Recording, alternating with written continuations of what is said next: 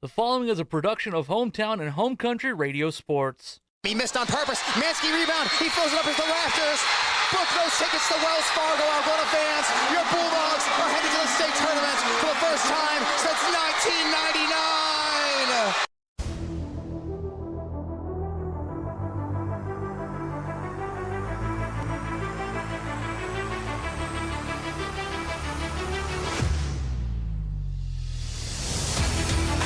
Out to Coolman, open for free, lets it rip, It goes down! It goes down for Hayden Coolman! 1 point game, Bulldogs are rallying! To the right to Van Otterloo, now McLaughlin, top of the key, rise for three, and she swishes it! Nothing can faze Lauren McLaughlin.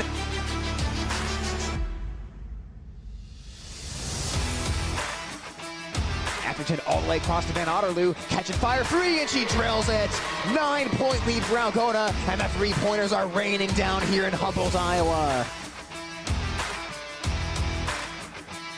Video streaming on the Algona Radio YouTube channel is brought to you by Algona Municipal Utilities, community owned for community benefit. Chemna Auto Center, where it's not just about the car, it's about the care. Iowa State Bank, helping people succeed. PMC Advantage Insurance Services, having the advantage makes all the difference. And Algona Frame and Auto Body, we meet by accident. Now, here's Hometown and Home Country Radio Sports Director, Tyler Lance. 2 down, 2 to go in this marathon basketball week for the Algona Bulldog girls program. As tonight, Algona visits Webster City in a North Central Conference battle on Hometown Radio KLGA and at the Algona Radio YouTube live stream. Good evening, everyone. Once again, I'm Tyler Lance with you here tonight as the Algona Bulldogs look to improve their record to 5-2 overall, including 4-0 in the NCC for win tonight over Webster City. But like we said, it's a marathon week for the Bulldogs. Started off on Tuesday night at home against St. Edmund. Then last night, a road trip to Newman Catholic for a non-conference game. Tonight, back to action against the Webster City Lynx before tomorrow playing Bishop Garrigan in the Crosstown Showdown from Algona High School. So a busy week certainly for Algona, and we'll see how they bring the energy tonight here at Webster City. A Lynx team that's looking for their first win of the season as they are 0-7 on the year and 0-3 in the NCC. But they're bringing a new head coach on this year. Former boys head coach Marty McKenny takes over the Webster City Lynx program this year, and they're getting a little better each game as they try to upset the number 8 ranked Bulldogs, number 8 team in Class 3A. We'll step aside for a quick couple of messages. When we come back, we'll chat with both head coaches, Marty McKenny of the Webster City Lynx and Noel McLaughlin of the Algona Bulldogs. It's all coming up on 92.7 FM. High school sports on Hometown and Home Country Radio, brought to you by these fine sports club members. American Glass. For all your glass needs, think American. Farm Bureau Financial Agents Dave Beisch, Daniel Foth, and Michael Tull. Chemco Tires. They're all you need to know about tires and service. Wykert Realtors, the 515 Agency, a fresh approach to real estate. Grassmasters. Growing satisfied customers. Iowa Lakes Community College, your community, your college. Glenn's Green Thumb. From a small seed, something beautiful will grow. All bringing you this game on the radio.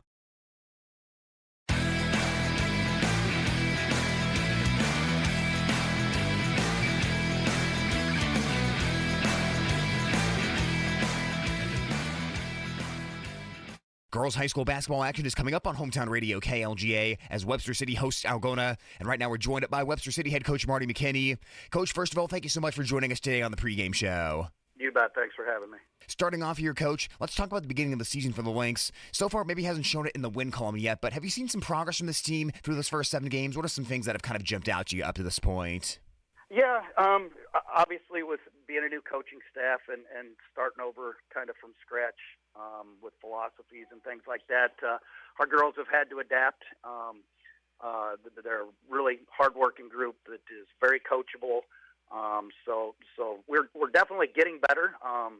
And like you said, it hasn't shown up in the win column yet, but improvements are being made, and we're excited, as we are progressing through the season to see how it unfolds.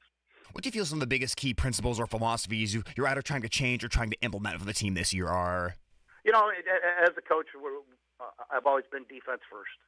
So we're really trying to instill that we've got to guard people if we're going to have a chance to win. So defense and rebounding, and just offensively, we've got to take care of the basketball.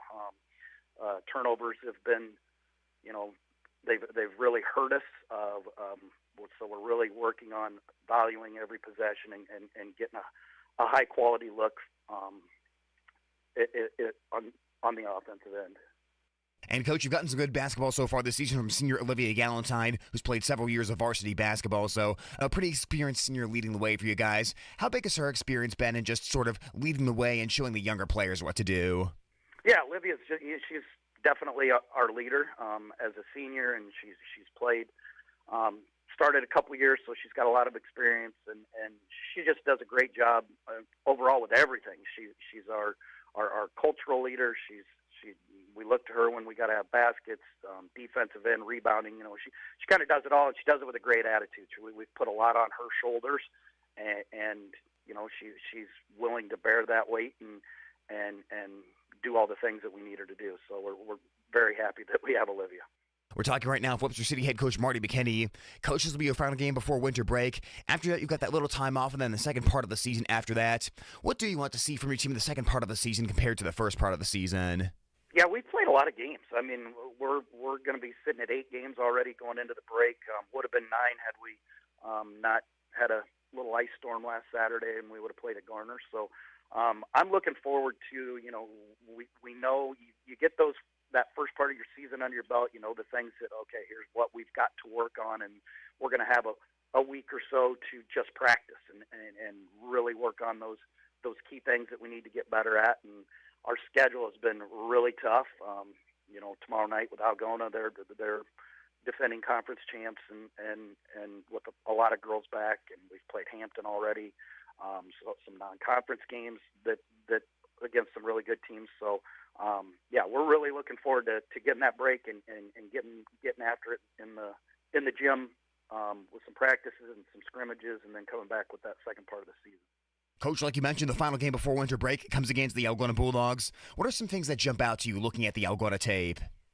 I was a boys coach for 14 years here in Webster City, so very familiar with Coach McLaughlin. Him and I had a lot of battles back in the day when he was the boys coach at Algona, so a lot of familiarity with his philosophy and what he wants to do. He's also a defensive-minded coach, runs a lot of really good sets in the half court, and they're very talented. His 2 daughters are just know a lot about basketball. You can tell they're coaches' kids, and just up and down the lineup, it's going to be a tough matchup for us as far as trying to match up defensively. And they do a lot of things really well. They shoot the ball well, but they also have an inside game. So, it's going to be kind of pick your poison a little bit. But we just want to compete. We know that where they're at, and we want to get out and compete against them and show that we are improving. And we know it's just going to be a big challenge.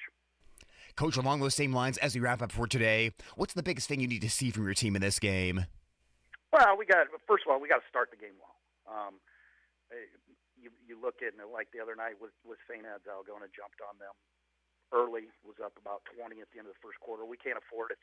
If we're going to have any chance, we have to start the game well and keep it within reason, so we can maybe get it under 10 late in the game or something like that. So, but we've got to take care of the basketball. Turnovers have been kind of our Achilles heel this year, and if we don't take care of the ball, they're going to exploit that in live ball turnovers and transition and stuff. So taking care of the ball and starting the game well are 2 keys that we are looking for.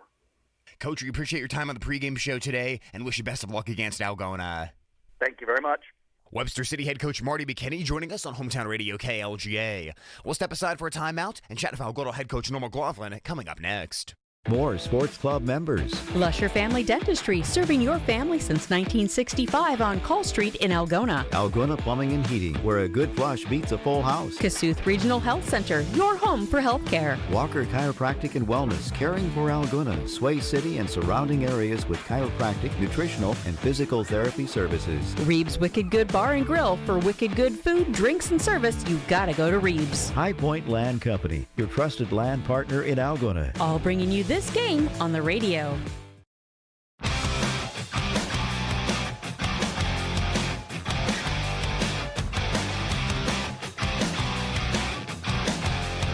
Our pregame show continues right now on Hometown Radio KLGA as the Algona Bulldogs take on the Webster City Lynx tonight, as we're right now joined by Algona Bulldog girls basketball coach Norma McLaughlin. Coach, first of all, thank you so much once again for joining us here on the pregame show. Well, thank you for having me, Tyler. It's been a busy week, obviously, so far for the Bulldogs, and it's going to continue being a busy week going forward here as you're about halfway through the 4 games. But you started off on Tuesday night against St. Edmund, picked up a 77-34 win in that game, and I think the word of that game is kind of balance for your team because offensively, 5 different players scoring 9 or more points. You know, for you guys to be at the full potential, how big is that balance, like the kind that you had on Tuesday night against St. Edmund? Well, 8 different players played out of our 10, and 8 different players scored, out of our 10. 4 were in double figures with 5 at 9 or more. So that balance is really great to see. I think as we've taken a step forward offensively this year compared to last year, you're seeing that. You're seeing some pretty confident kids. You're seeing us share the ball extremely well. And when we do that, a lot of kids have the ability to score the ball. And, Coach, on that Tuesday night game, we saw Paige Schmidt tie a career high of 14 points and really looked like she was more assertive on the offensive end. Is that a conversation that you had with Paige leading into that game, or was that just Paige's instincts kind of taking over in that one? Well, Paige is so talented. We see that every day in practice. But she has lots of different roles on our team. She's our best defender. You know, she's a 5'10" kid who moves really well, handles the ball. She's a good passer. She can pass over the defense. But we also know she can score the basketball. And I've been saying it for 4 years now that this is a really good basketball player and really knows her role for all those other things. But now it's about confidence, I think, as well, as we've seen this season alone in practice, like a new kid kind of coming out a little bit. And we saw signs of that, lots of signs of it against St. Ed's the other night. Coach, after defeating St. Edmund on Tuesday night, you guys played against Newman Catholic last night and picked up a 64-27 win. That is the lowest point total the opposing team's been able to score against you so far this season. So obviously, really good night on the defensive side of the court. Take me through that half of the game and what you felt the team did well defensively last night. Well, we've been really kind of locked in defensively here as of late, and that defense really has gotten our offense going. It gets us out in transition, and like we talked about it a little bit ago, our kids are pretty confident right now on the offensive end, and they're sharing the ball well, and that's good ingredients for scoring the ball. So we were able to kind of go forward after a start where they were kind of right there with us for a quarter, but we shot the ball really well. Casey Van Otterloo had 4 threes in the first half, and we didn't look back from there. We made 7 threes on the night. Once again, we had 4 kids in double figures. We're getting good scoring off the bench.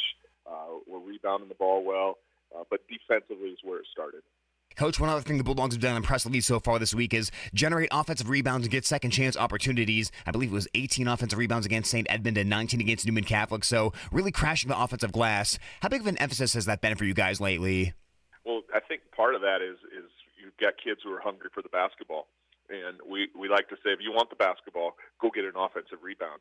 And you've got kids like Bella Jo Dunning, Hayden McLaughlin, and last night it was Lauren McLaughlin who said, you know what, I'm going to go out and grab some rebounds. I think Lauren had about 7 last night offensively.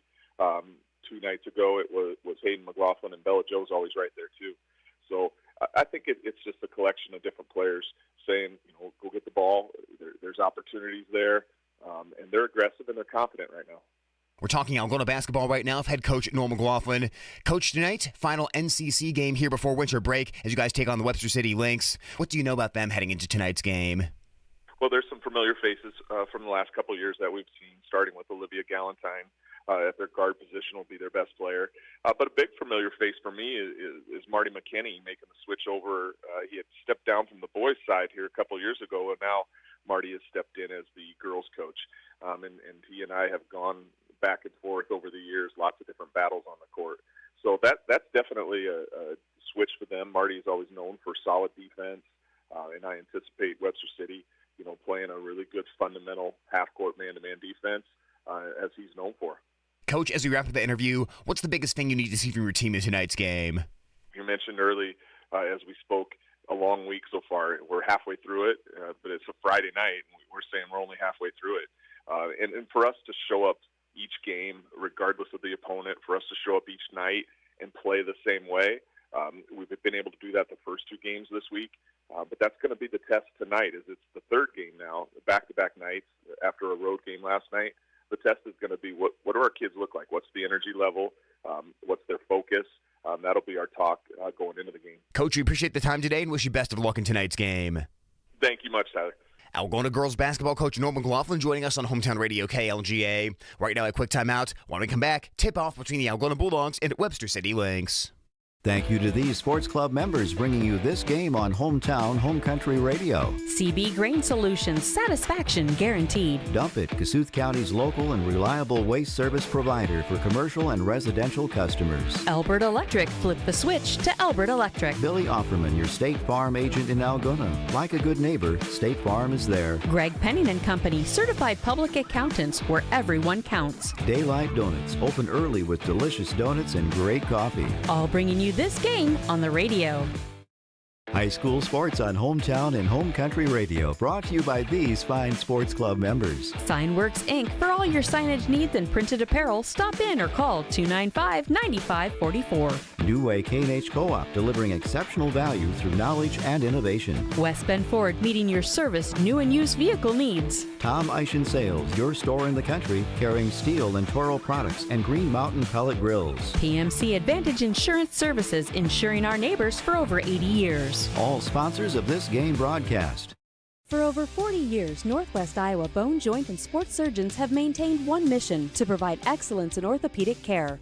Their team of 9 physicians offers specialized care in everything from arthroscopic same-day surgery to joint replacement, as well as hand and foot surgery, and have an orthopedic surgeon on call 24/7. Healthcare isn't about appointments, it's about taking care of people, and that's their specialty. Visit Northwest Iowa Bone, Joint, and Sports Surgeons on the web at nwiabone.com.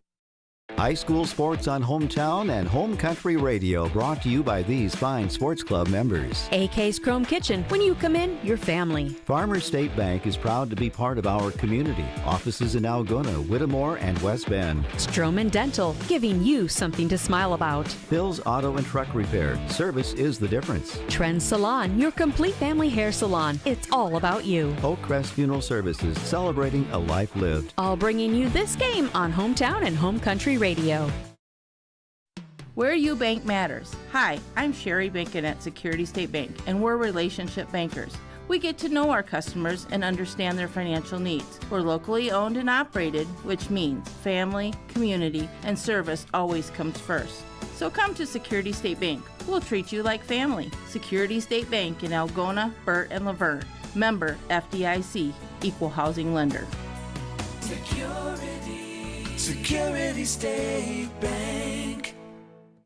We've got more sports club members making this broadcast possible on Hometown and Home Country Radio. Algona Frame and Auto Body. We meet by accident. Water connection, from softeners to bottled water and service. Call 295-SOFT. Algona Pizza Ranch. There's so much to love. Cotton Grave Farm Management and Land Realty, downtown Algona. Trusted for farmland service needs since 1960. Algona Livestock. Sales every Monday. Countryside Barbecue Sauce. 2 sauces for all seasons. All bringing you this broadcast on the radio.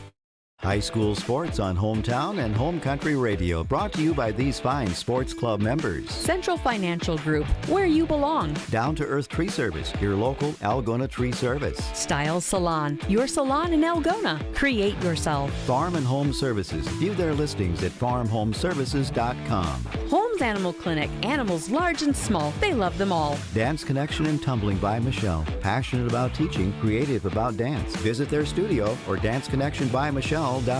All bringing you this ball game. We've got more sports club members making this broadcast possible on Hometown and Home Country Radio. TAFE Wellness Center in Algona and Armstrong, keeping athletes in the game with chiropractic care. Take charge of your health. Lichter's Garage Door Service and new installations. A reputation you can trust. Call 515-295-5988. Ed's Service Station. Service you can trust. J&J Custom Meats, continuing the traditions in Whittemore. Ulrich Construction. Let them do the work. Sports Club members bringing you this game. It's time to meet the starting lineup for the Algona Bulldogs. Hayden McLaughlin, sophomore, number 22. Extra pass to Hayden McLaughlin, left wing triple, and she buries it. Bulldogs answer right back. Hayden Coleman, sophomore, number 2. Coleman, the answer, yes! Hayden Coleman from downtown. Dave Schmidt, senior, number 10. Passes away from the double team in the corner to Schmidt. Passes up the shot, she'll drive in, got all the way to the rack and scored it. Casey Van Otterloo, senior, number 14. No look pass to Van Otterloo. Right wing three, and she swished it! Casey Van Otterloo is unconscious tonight. Lauren McLaughlin, senior, number 40. Top of the key to Lauren McLaughlin. Squares for a three-point ball, and she hit it again! Keep shooting at Lauren McLaughlin. Tip-off of your game is coming up next on Hometown and Home Country Radio. That is your starting lineup for Algona Bulldogs and their head coach, Noel McLaughlin. Meanwhile, for the Webster City Lynx and head coach, Marty McKenny, it'll be the junior number 4, Olivia Burns, the senior number 10, Marissa Hadeen, the senior number 14, Olivia Galentine, the sophomore number 20, Tristan Wright, and the sophomore number 22, Lovey Prusman. Algona comes into the ballgame 4-2 overall, 3-0 in North Central Conference plays. The Bulldogs have now won 4 games in a row. Webster City looking for their first win of the season. They are 0-7 overall and 0-3 in NCC play. Algona has defeated Webster City 6 straight times, including 77-40 and 66-23 last year, as the Bulldogs wear black uniforms tonight, red numerals on the front and back, red trimmed on the sides of the jerseys, and the red Algona on the front. Webster City in the road make that the home white uniforms, the purple links on the front outlined in gold, and the purple numerals on the front and back. At midcourt, it's the 5'11 Hadeen going against the 6'2 McLaughlin. Hadeen quickly gets up there and wins the tap as we are underway from Webster City High School. Lynx move from left to right on the radio dial. Ball will go over to the right side to start things off as Hadeen fought about 3, goes across the foul line instead, gets it left wing over to Prusman. Prusman, a 3-point try, well short, rebounded at the foul line by Lauren McLaughlin. McLaughlin had a double-double last night of 14 points and 12 rebounds in that win over Newman Catholic, tries to find Schmidt underneath, and that pass got knocked out of bounds by Hadeen. Webster City defensively allowing 53.4 points per game. Algona scoring 55 points per game as Schmidt inbounds from the baseline. Schmidt looks, nothing there initially.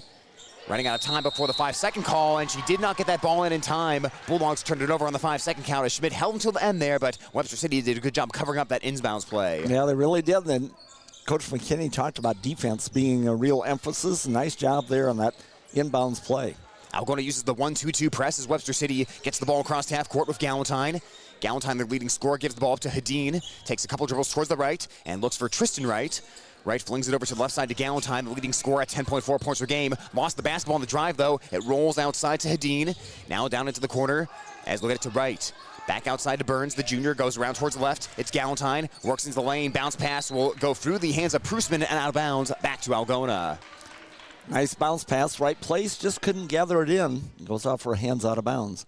Webster City trying to have a patient possession against the Algona Bulldog defense. And I think the big question tonight, if you're Webster City, is A, hanging on to the ball and avoiding turnovers, which they've not done so far tonight in the first couple of possessions, but B, can they create shots on offense against a very fundamentally sound Algona defense? A high-low looking to Paige Schmidt, nothing there. She'll kick it out to Van Otterloo. Starts the drive and gets turned back outside to left wing Hayden McLaughlin. 3-point try off the back of the cup. Rebounded by Casey Van Otterloo. Goes back up of it, too hard off the front of the rim, and picked up in the lane on the rebound by Galentine. Galentine also 8.7 rebounds per game for Webster City, their leading scorer and leading rebounder. She's guarded by Paige Schmidt as the Bulldogs come out playing man-to-man defense to start things off tonight. Algona giving up 44 points per game this season. That number has improved throughout the course of the year after facing Esterville Lincoln Central and Forest City in the first 2 games. As we mentioned, Bulldogs on a 4-game win streak right now as Webster City has the ball aiming towards the bucket on the right side. It's Prusman in the corner, guarded by Lauren McLaughlin. 10 on the shot clock, another patient possession for the Lynx, trying to string this one out. 5 seconds left on the shot clock, and the pass is stolen by Paige Schmidt. Gets to Kuhlman, running the floor, ahead of everyone. Kuhlman to the bucket, and layup up and in. Bulldogs start off with a point, and that's another thing Coach McLaughlin talked about in the pregame. Turnovers turning into transition, and that really helps the Bulldogs get the pace going early in this game. Yeah, the first basket of the night in this ball game. Bulldogs have had several slow starts recently on the offensive end. Maybe that'll trigger it. And speed could be a factor here if the Bulldogs can get in transition, as there's a 3-point try. Bounces around the rim twice, and 3 times no good by Galentine. It didn't drop in, but if the Bulldogs can get out and run here on a big court, they can try to tire Webster City out. Lauren McLaughlin finds Hayden McLaughlin underneath. She's double-teamed, kicks it out to Kuhlman on the left wing. Quickly to Lauren McLaughlin, top of the key. Around to the right to Van Otterloo, 5:35 on the clock. Then back up top to Schmidt. Schmidt taking it in, shovels it out to Van Otterloo. Bounce pass underneath to McLaughlin. Knocked out of bounds, last touch by Webster City. Van Otterloo just trying to thread the needle right there and get it inside as Webster City with good hands that time. Schmidt to inbound.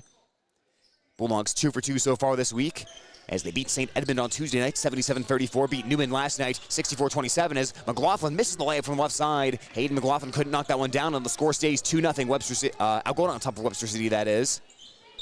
They send 2 defenders to get the ball out of Galentine's hands. Ball round to the right corner to Hadeen. Hadeen's 3, rims out, and chased down on the far side by Casey Van Otterloo.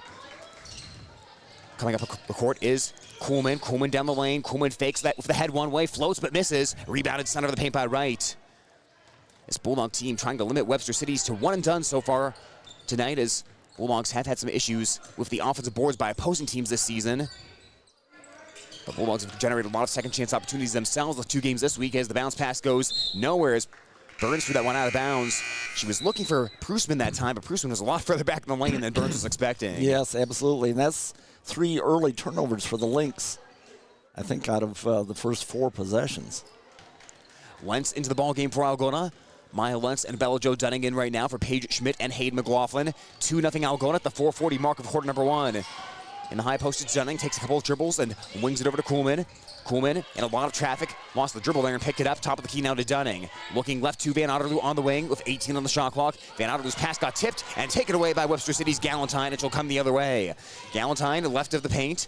Gets it into the corner to Burns. Quick release on the 3-point ball. Airballed it. Rebounded underneath the bucket by Casey Van Otterloo. Bulldogs in transition. Van Otterloo to Dunning. Dunning taking it inside. Missed on the layup. Got her own miss back, and she was fouled from behind. Not in the act of shooting. And that'll be the first foul of the game that we've seen here on either side. Picked up by Galentine. Well, Dunning's had a great season off the bench so far for the Bulldogs. 8.2 points per game, but even though she missed that layup there, the touch under the bucket has improved. She's shooting nearly 56% of the field so far this season compared to last year shooting about 49%. So making more of those looks in the paint. Schmidt from the baseline, inbounding for Algona, gets it foul line. Over to Van Otterloo, now into the corner to Lentz. Lentz driving in, takes it all the way inside, then flips it back outside to Taylor Van Otterloo. Up top to Laura McLaughlin. McLaughlin at the foul line, looking inside again, and it's intercepted again by Tristan Wright. Turnover bug biting both teams so far. Right into the forecourt across that large Webster City logo at midcourt. This is a big gym and a big court as well here, as ball got knocked away briefly by Lauren McLaughlin, recollected by Prusman. Into the corner to Hedin, now back to Prusman on the wing. 3:44 left in quarter number 1, 2-0 Algona. Isabel Grossamy gets it inside, Prusman floats it up with the right hand, missed it. Ball gets tapped out, and Schmidt grabs the rebound for Algona. Schmidt gets it up ahead to Lentz. Lentz stops her dribble, flings it back up top to Lauren McLaughlin. Pump fakes, heads right. Taking long strides inside, scoops the layup up, no good, and it's snatched down on the rebound. Taken in by Hedin. Hedin over 5 rebounds per game so far for Webster City, and score stuck at 2-0 here early in this one. Already down to 3:15 in quarter number 1 from Webster City High School. Lynx 0-7, Bulldogs 4-2 coming into tonight. And Hedin having trouble unloading that ball. 5-second closely guarded call. She pivoted back and forth numerous times and never found a teammate to get that ball to as the Lynx turned it over once again. Well, again, that turnover bugaboo for the Lynx. And Bulldogs have had 3. That was the 4th for the Lynx so far. Neither team really doing real well. The Bulldogs have had some nice offensive opportunities and just plain missed a couple of close-in shots so far. Taylor Van Otterloo handed the ball initially, gets to Schmidt, powers her way inside, puts it up and puts it in. Schmidt took it right to the rack to make it 4-0 Algona. And that's a move that I don't think you see Paige Schmidt making in the past years. Nice job, Paige. With this lineup on the floor right now, Schmidt has to be aggressive as Webster City gets the ball inside. Shot no good by Evie Davis, the freshman, the 6-footer who just checked into the game. And now Taylor Van Otterloo comes the other way. There's a lot of young players for the Bulldogs, in fact. Besides Schmidt, it's all sophomores. Schmidt, the lone senior on the floor. Here's a 3-pointer by Maya Lentz, and Lentz left it a bit short. Hayden McLaughlin rebound, goes back up a bit, and she puts it in. Nicely done by Hayden McLaughlin, and a 30-second timeout is called from Webster City High School. 2:22 left in the first quarter. Make that 2:25 left in the first, and 6-0 Bulldogs. Well, we're seeing Coach McLaughlin play around with a new lineup combination there, Greg. We're seeing Maya Lentz, Taylor Van Otterloo, Hayden McLaughlin, Paige Schmidt on the floor there. So Bella Jo Dunning as well to round that out. So you went with a young lineup there, getting the sophomores a little time, and then Michelle Schmidt take charge in that one offensive possession for point number 6 for Algona. Boy, she really did. It was a nice aggressive move, and Coach McLaughlin talked about developing the depth on the team in a week, especially like this one. Having that depth is really important, so I would expect you're going to see a lot of people in and out of the Bulldog lineup tonight. Even though the Bulldogs have had a little bit of a slow start offensively, the one thing they've done really well is not allowing any second chance opportunities for Webster City tonight. I think that's probably the biggest issue so far this season for the Bulldogs is a lot of offensive rebounds by the opposition. For the first 5 games, they've given up 59 offensive boards. As the pass across the court finds Grossamy, far side for Webster City. Grossamy gets back outside to right, around the way towards Davis. It got peeled out of bounds, and it was last touched by Webster City. So the Lynx once again have an empty possession that does not result in the shot getting off, which has turned into a theme so far tonight. Webster City on the season, 26.6 turnovers per game. As Kuhlman takes it left side, deals into the corner. Casey Van Otterloo three-pointer. Line drived it a little bit there. Ball got bobbled around along the baseline, and it was last touched by Webster City. It was in and out of the hands of Tristan Wright, who tried to rebound. And once again, we'll see Schmidt inbound from the baseline for the Bulldogs. Schmidt gets into Kuhlman. Kuhlman looking for the baseline. Grossmy takes it away as Kuhlman brings it back out. Looking into the cutting Hayden McLaughlin. A nice move to the bucket and the score. That was pretty that time. Nice job. Bulldogs have really been looking inside and ran that to perfection there. Nice pass by Kuhlman. And a beautiful cut by Hayden McLaughlin to get open as the Bulldogs take an 8-0 lead. Pass in the lane, intercepted by Hayden McLaughlin, and here she comes angling towards the far side of the court. Bucket is towards the left, gives to Van Otterloo. She'll drive in. Van Otterloo floats it, and it bounces in. Well, and I would say that's not a move we've seen out of Casey Van Otterloo a lot either. Just a little head fake out there in the three-point line where the majority of her attempts come from and took it right into the basket. A little floater. Nice job. And the purple area inside that paint was wide open for her. A great read as high pass by Grossmy, bobbled by Wright, and her foot was out of bounds as she tried to collect it. Another turnover by Webster City. That's number 7, so they're above their average. Yeah, we're approaching the end of the first quarter here, and 1:09 left in quarter number 1. Good news for the Bulldogs, but the Lynx, Coach McKenny talked about a good start and limiting turnovers, and he's got neither. 10-0 Bulldogs. Van Otterloo with the quick 2 on that last possession. Into McLaughlin now in the lane, and McLaughlin got fouled. The shorter Prusman is trying to battle with the 6'2" Wartburg commit Lauren McLaughlin, and she picks up Webster City's second foul of the ball game. Now, Coach McKinney, very much a defensive coach, and nice position by Prusman there, but she's leaning in just a little bit too much contact from behind. The sophomore Avery Popin enters the game and guards the inbounds pass.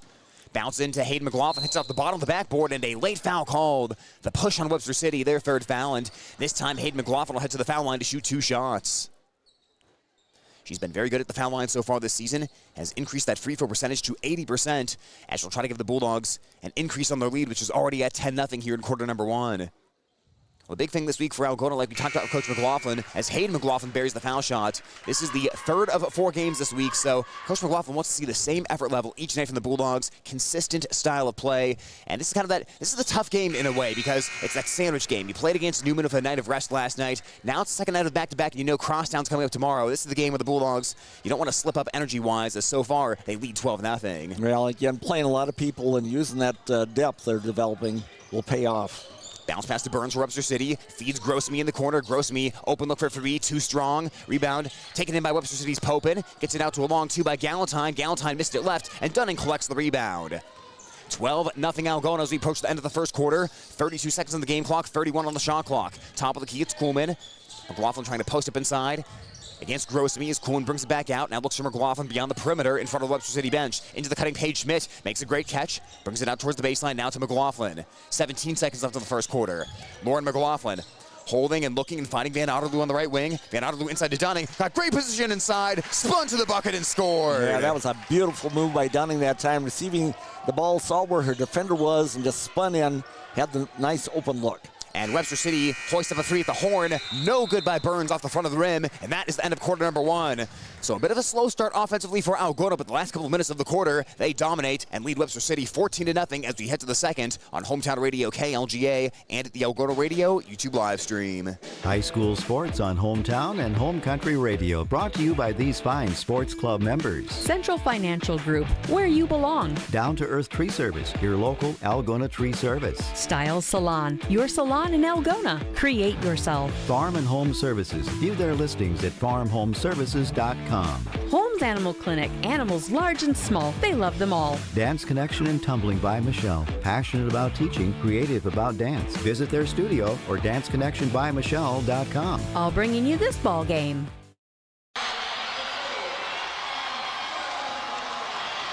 Hey Bulldog fans, this is Bella Jo Dunning. You're listening to Algona Girls Basketball on KLGA. Start of the second quarter on Hometown Radio KLGA. Algona blanking Webster City right now, 14-0. I'm Tyler Lance alongside Greg Stewart.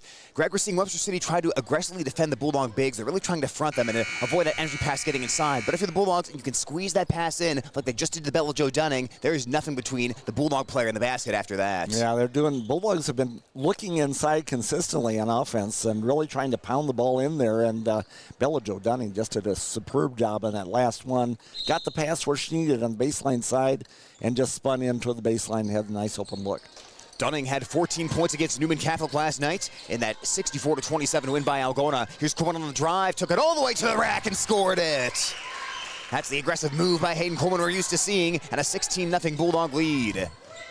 Coleman averaging just under 11 points per game so far this season on just under 38% shooting from the field. The overall shooting percentage a little down from last year. She's drawn a ton of attention from opposing defenses. Galentine looking left wing to Grosamy, guarded by the long Lauren McLaughlin. Grosamy drives past her, floats over Schmidt. Schmidt got a hand on that ball and bothered the shot. Here comes Lauren McLaughlin out of the basketball for Algona. Lobs up ahead. Ball's caught by Dunning. Power dribble, puts it up and puts it down. Nice job, Lauren McLaughlin, having her head up and watching for a teammate there. A long pass, caught Dunning right in under the basket there. Good job. Well, right now it's 18-0 Algona, and a timeout called by Webster City and Coach McKenny, as we'll keep it right here, 7:07 on the clock. And there's a concept in basketball that's maybe not talked quite about as much in high school basketball, but it's points accounted for. Obviously, you think of points per game, and that's kind of the main metric that people look at to judge how well a player is producing offense. But you also have to look at how many points you're creating of assists. And even though Lauren McLaughlin, you can look at her scoring numbers being a little down this year because of how much attention teams are paying to her, but it's plays like that. You're still accounting for 2 points with the assist, and that's just as valuable for the Bulldogs with the way she just did that. Yeah, it's going to happen in the half court because teams are giving so much attention to Lauren that when she gets double or triple teamed, she's going to have to look for that open girl, which she does. That one was in transition. And Lauren, one of those maybe kind of rare players of her size, handles the ball so well. She's bringing the ball down the court.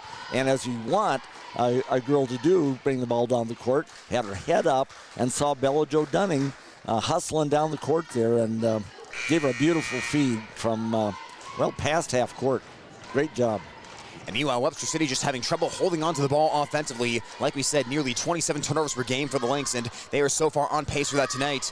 But shooting percentage-wise, it hasn't been great either. They're 35% from the field this year, under 24% on three-point balls. So, like we said, a concern is just generating good shots and open shots for Webster City against the Bulldog defense that really doesn't make a whole lot of mistakes assignment-wise. Well, and it's a long defense as well. The Bulldogs have a lot of long reaches out there, can really bother passing lanes and shots.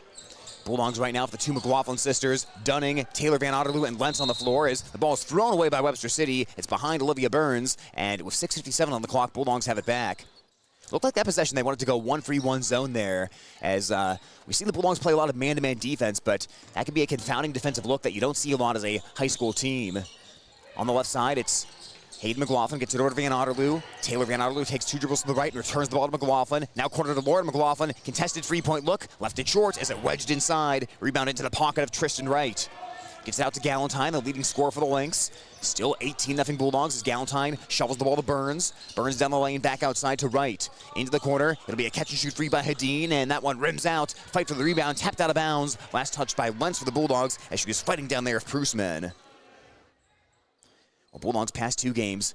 They produced their highest 2 scoring games of the season. That 77-point game against St. Edmund and 64-point game against Newman Catholic as the offense seems to be getting on track. And tonight, the defense just as excellent, 18-0 Bulldogs. Speaking of which, the past 2 games have also been the best 2 defensive games for the Bulldogs as far as least points allowed goes, as Burns rifles a pass out of bounds, caught by Coach McLaughlin along the Bulldog bench. But only allowing 34 points to St. Edmund, only allowing 27 against Newman Catholic. The lowest 2-point totals opponents have gotten against the Bulldogs so far this season. So as we approach winter break, you see things starting to come together here in the Bulldogs getting closer to midseason form. Right now up 18-0 over Webster City. Van Otterloo gives the ball to Dunning. 1 step left to center, now over to the right wing to Lentz. Taylor Van Otterloo in the far side corner. Takes one dribble and returns it to Lentz. Lentz shoveling towards the lane. Ball got knocked out of there. Wright got her left hand and avoided that ball getting into Hayden McLaughlin. Galentine lobs it near side of the court to Wright. Wright looking for the baseline. Lauren McLaughlin takes that away as Wright brings the ball left around the perimeter. Out top to Burns. Lentz tried to jump that one as Burns drives in. Burns lost the basketball, rolls out of bounds, and it'll stay with Webster City as the Bulldogs poke that one out.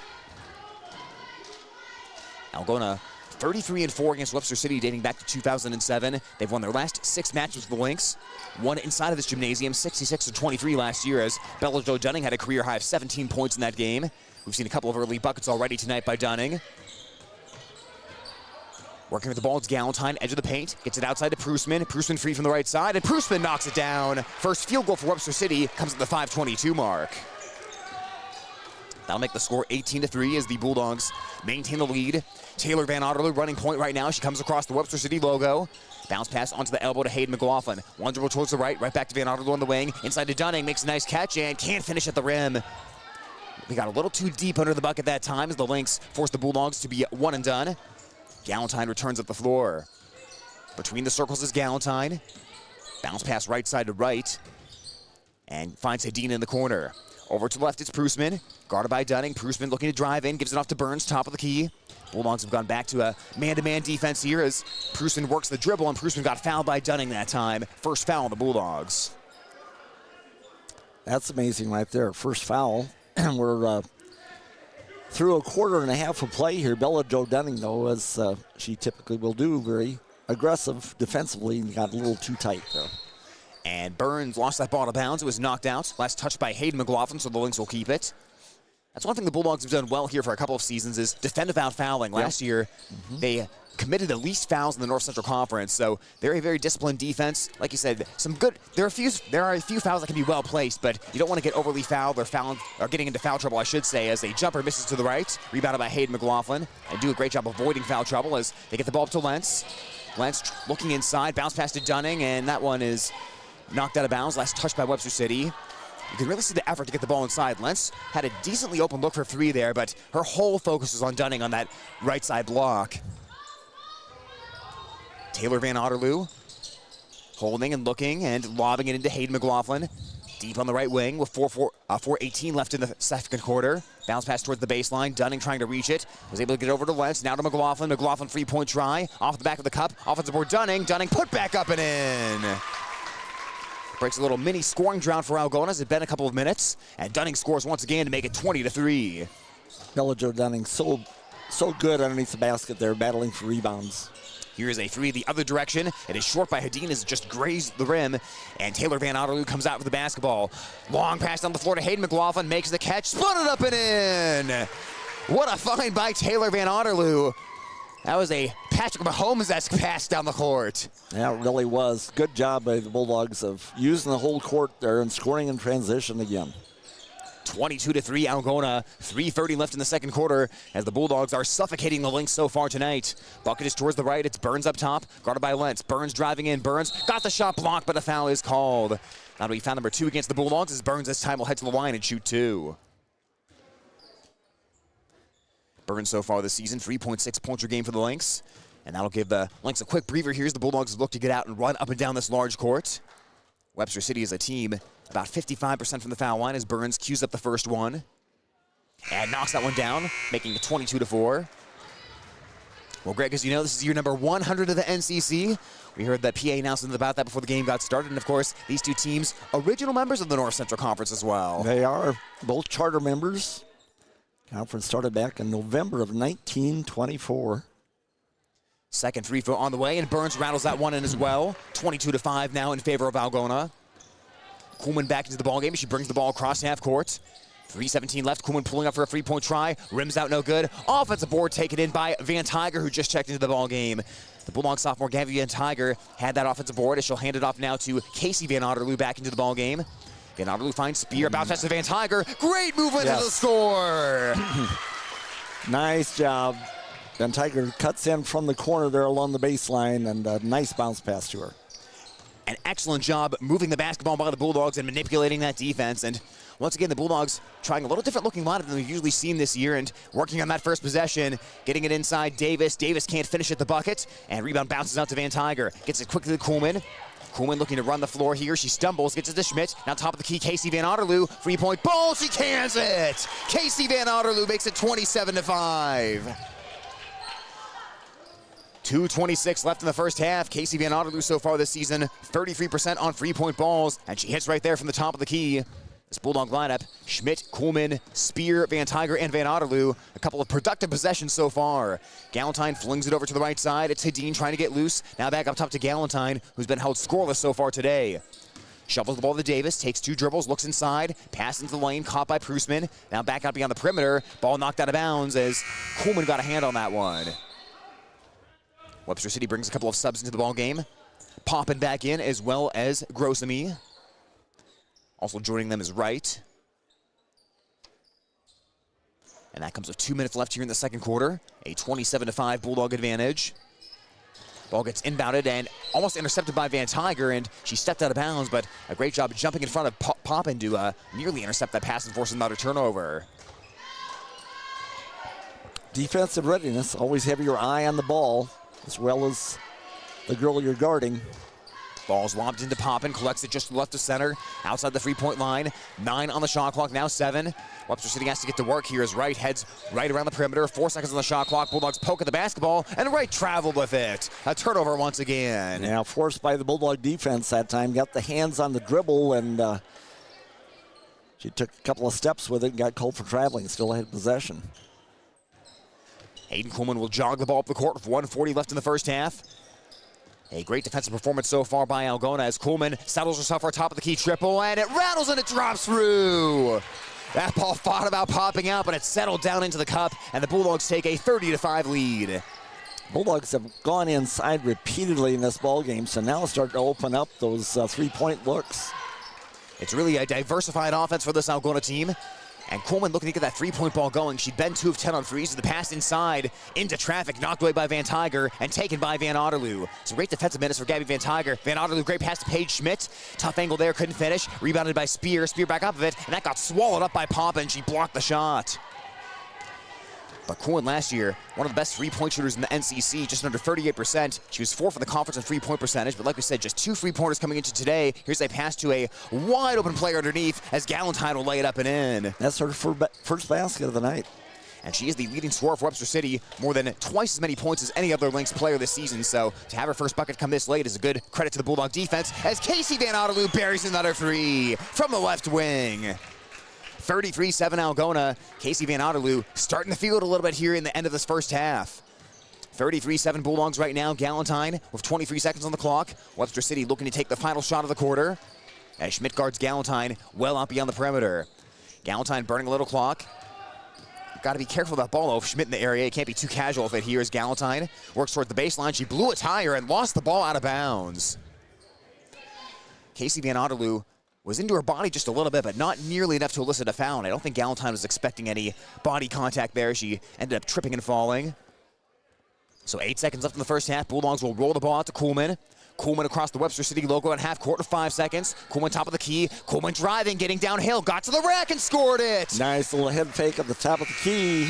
At the very end of the first half, Webster City gives up a big dribble penetration to Hayden Kuhlman, and the Bulldogs take a 35-7 lead. We will step aside for a timeout, get some halftime numbers after this on Hometown Radio, KLGA.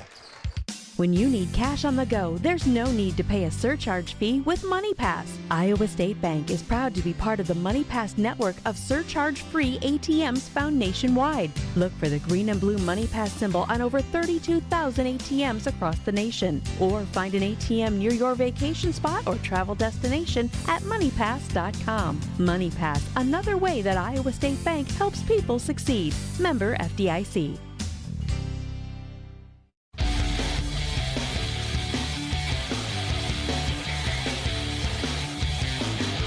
Halftime from Webster City High School as the Algona Bulldogs lead the Webster City Lynx right now 35-7. Before we take a look at the first half numbers, we're going to preview the boys basketball game with Bulldog head coach Jared Cecil. Coach, first of all, thank you for stopping by here at halftime. Beginning here, obviously a tough game Tuesday night against the St. Edmund team that has proven themselves to be quite the squad here early in the season. You know, in this process of kind of learning what you have as a team and learning what your strengths are, what did you guys take away from Tuesday night? We take away a lot every night, you know, and as you say, as we're finding what we're made of on both ends of the court, we also keep going up against different opponents, right? And everybody's got their own strength and own things they're working on. So a lot of takeaways from Tuesday night. You know, again, both some offensive things, some defensive things, some that align with what we expect out of Webster City tonight, and some just to grow in our own areas. So lots of fundamentals, one at a time. Well, Coach, on the offensive side of the basketball, it's definitely a balancing act because everyone knows Ben Helmers can take and make great shots, but everyone knows that the defense is also going to pay a lot of attention to him as well and kind of collapse into the lane. So tonight, as you approach offense, how do you kind of balance the Helmers taking difficult shots versus kicking out to teammates for three-point balls? Yeah, absolutely, and that was part of our work this week of some shot selection within our offense and some looks, some patience in it. Some of the shots I feel in the last couple games we're taking in the first 5 seconds of the shot clock, and we talked about that earlier. They're available in the last 5 seconds of the shot clock. So being a little more disciplined and moving the ball, getting the defense to shift side to side to try and find some angles, try and find some inside baskets. We got to get some higher percentage shooting going on, and part of doing that is get inside where it's a higher percentage shots to start with. Well, Coach, tonight you guys take on the Webster City Lynx, and they were a team last year that really tried to slow down the tempo of the game against you guys. So as you head into tonight, how do you enforce a fast pace of game? Yeah, what we've seen from them so far on film, they're playing some man-to-man, and some of it's full court. Looks like they're wanting to speed things up a little bit this year. So they're certainly athletic. They start 3 seniors and a couple juniors, and about 3 or 4 more juniors that come in off the bench. So they've got some athletes, and sometimes watching them, they're running and all in sync, and a pretty impressive crowd. We think we see some gaps, some holes in that we could take advantage of tonight. So I think it should be a pretty fast-paced ball game. But that being said, who knows what comes out, right? They may come out with a different game plan and slow it down. But I think they'll look to chase us a little bit and get us running. We'll probably try and slow it down a little bit on that pressure, to not force those early shots right away in the shot clock. But like I said, I'd anticipate a pretty good up and down game tonight. Coach, as we wrap up, what do you see as the biggest key for a Bulldog victory tonight? The biggest key is the same every night, whether it's a victory or not. We got to keep improving on the details and the fundamentals. Those are true in practice, everything we talk about, everything we do, one building block at a time. So win or learn, we got to get some details and fundamentals built so that every game's a little better than the last. All right, Coach, we appreciate your time today and wish you best of luck in tonight's game. Thanks a lot. That's Algona Bulldog boys basketball coach Jared Cecil joining us here on Hometown Radio KLGA. We'll take another quick timeout and look at the first half stats coming up next after this. Thank you to these Sports Club members bringing you this game on Hometown and Home Country Radio. Good Samaritan Society, Algona's senior housing and services rooted in God's love. Feed Mill Coffee Company, Algona's locally owned coffee shop. Tangle Salon for all your cuts, colors, hair extensions, and massage therapy needs. Schindler Lawn Care and Landscaping, 515-320-3840. All bringing you this ball game. Where you bank matters. Hi, I'm Sherry Bacon at Security State Bank, and we're relationship bankers. We get to know our customers and understand their financial needs. We're locally owned and operated, which means family, community, and service always comes first. So come to Security State Bank. We'll treat you like family. Security State Bank in Algona, Burt, and Laverne. Member FDIC, Equal Housing Lender. Security State Bank.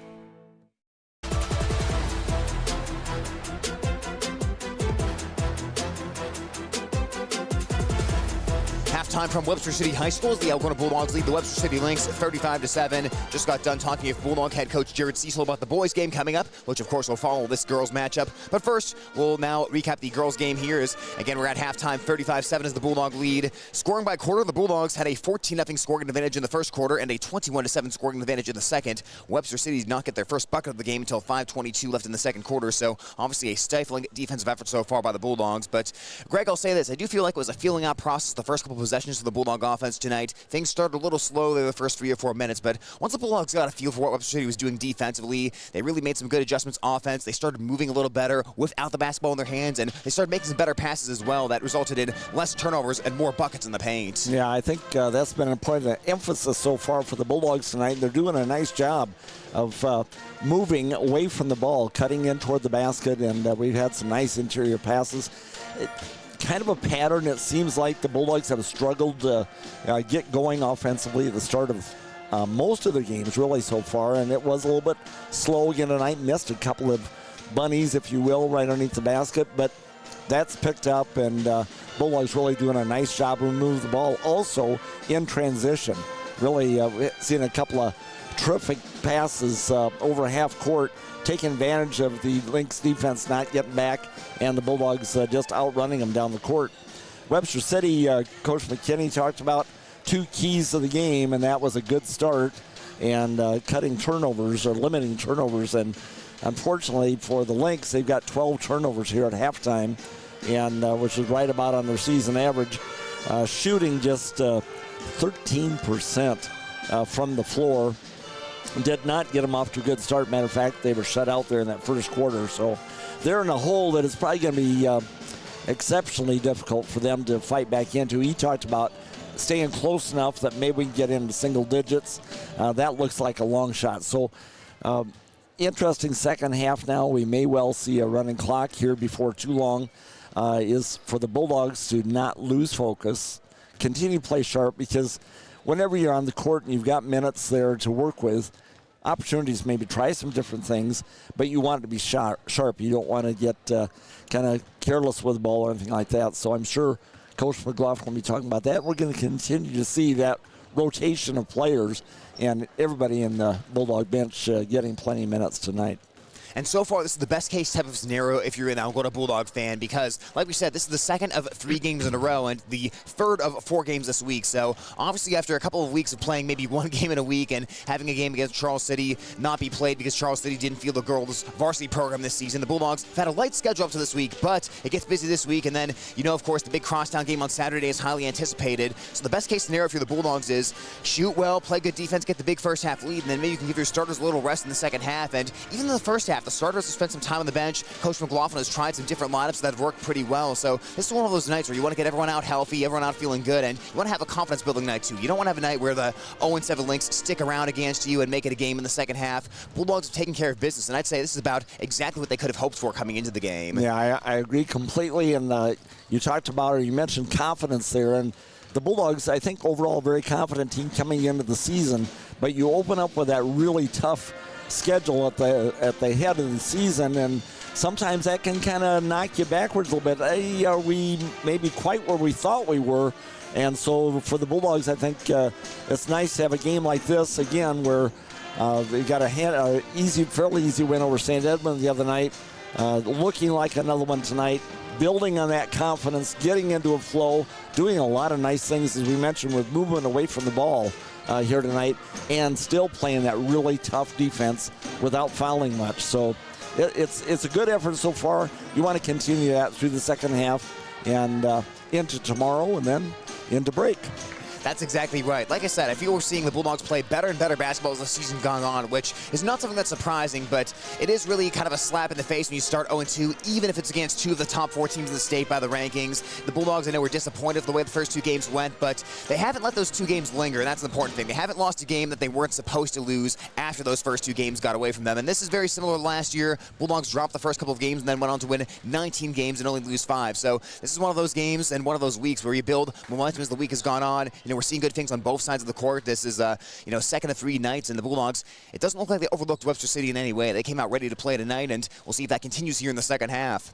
35-7 right now, the Bulldog advantage as the 5 original starters return to the floor. The McLaughlin sisters, Casey Van Otterloo, Paige Schmidt, and Hayden Kuhlman, all on the floor for the Bulldogs right now, up 35-7 as we begin the third quarter from Webster City High School. Very much a football theme on the scoreboard tonight. 14-0 at the end of 1, and 35-7 at halftime. That's right, and that was a 21-7 scoring advantage in the second quarter by the Bulldogs. So, yeah, a lot of multiples of 7 tonight, which is very easy to remember there. Lynx will start with the basketballs. They'll move from right to left on the radio dial. 35-7 Bulldogs. Galentine handles it initially. The Bulldogs immediately run 2 defenders at her to get the ball away from her. She'll dribble around McLaughlin and bounce it into the corner. Now back over to right. Into Burns in the corner, right side. Burns tries a 3-point ball, bounces on the rim, no good. The follow is put up and in by Hadeen. Yep, Hadeen has good size, good length, big offensive rebound put back there. Hadeen checks in at 5'11".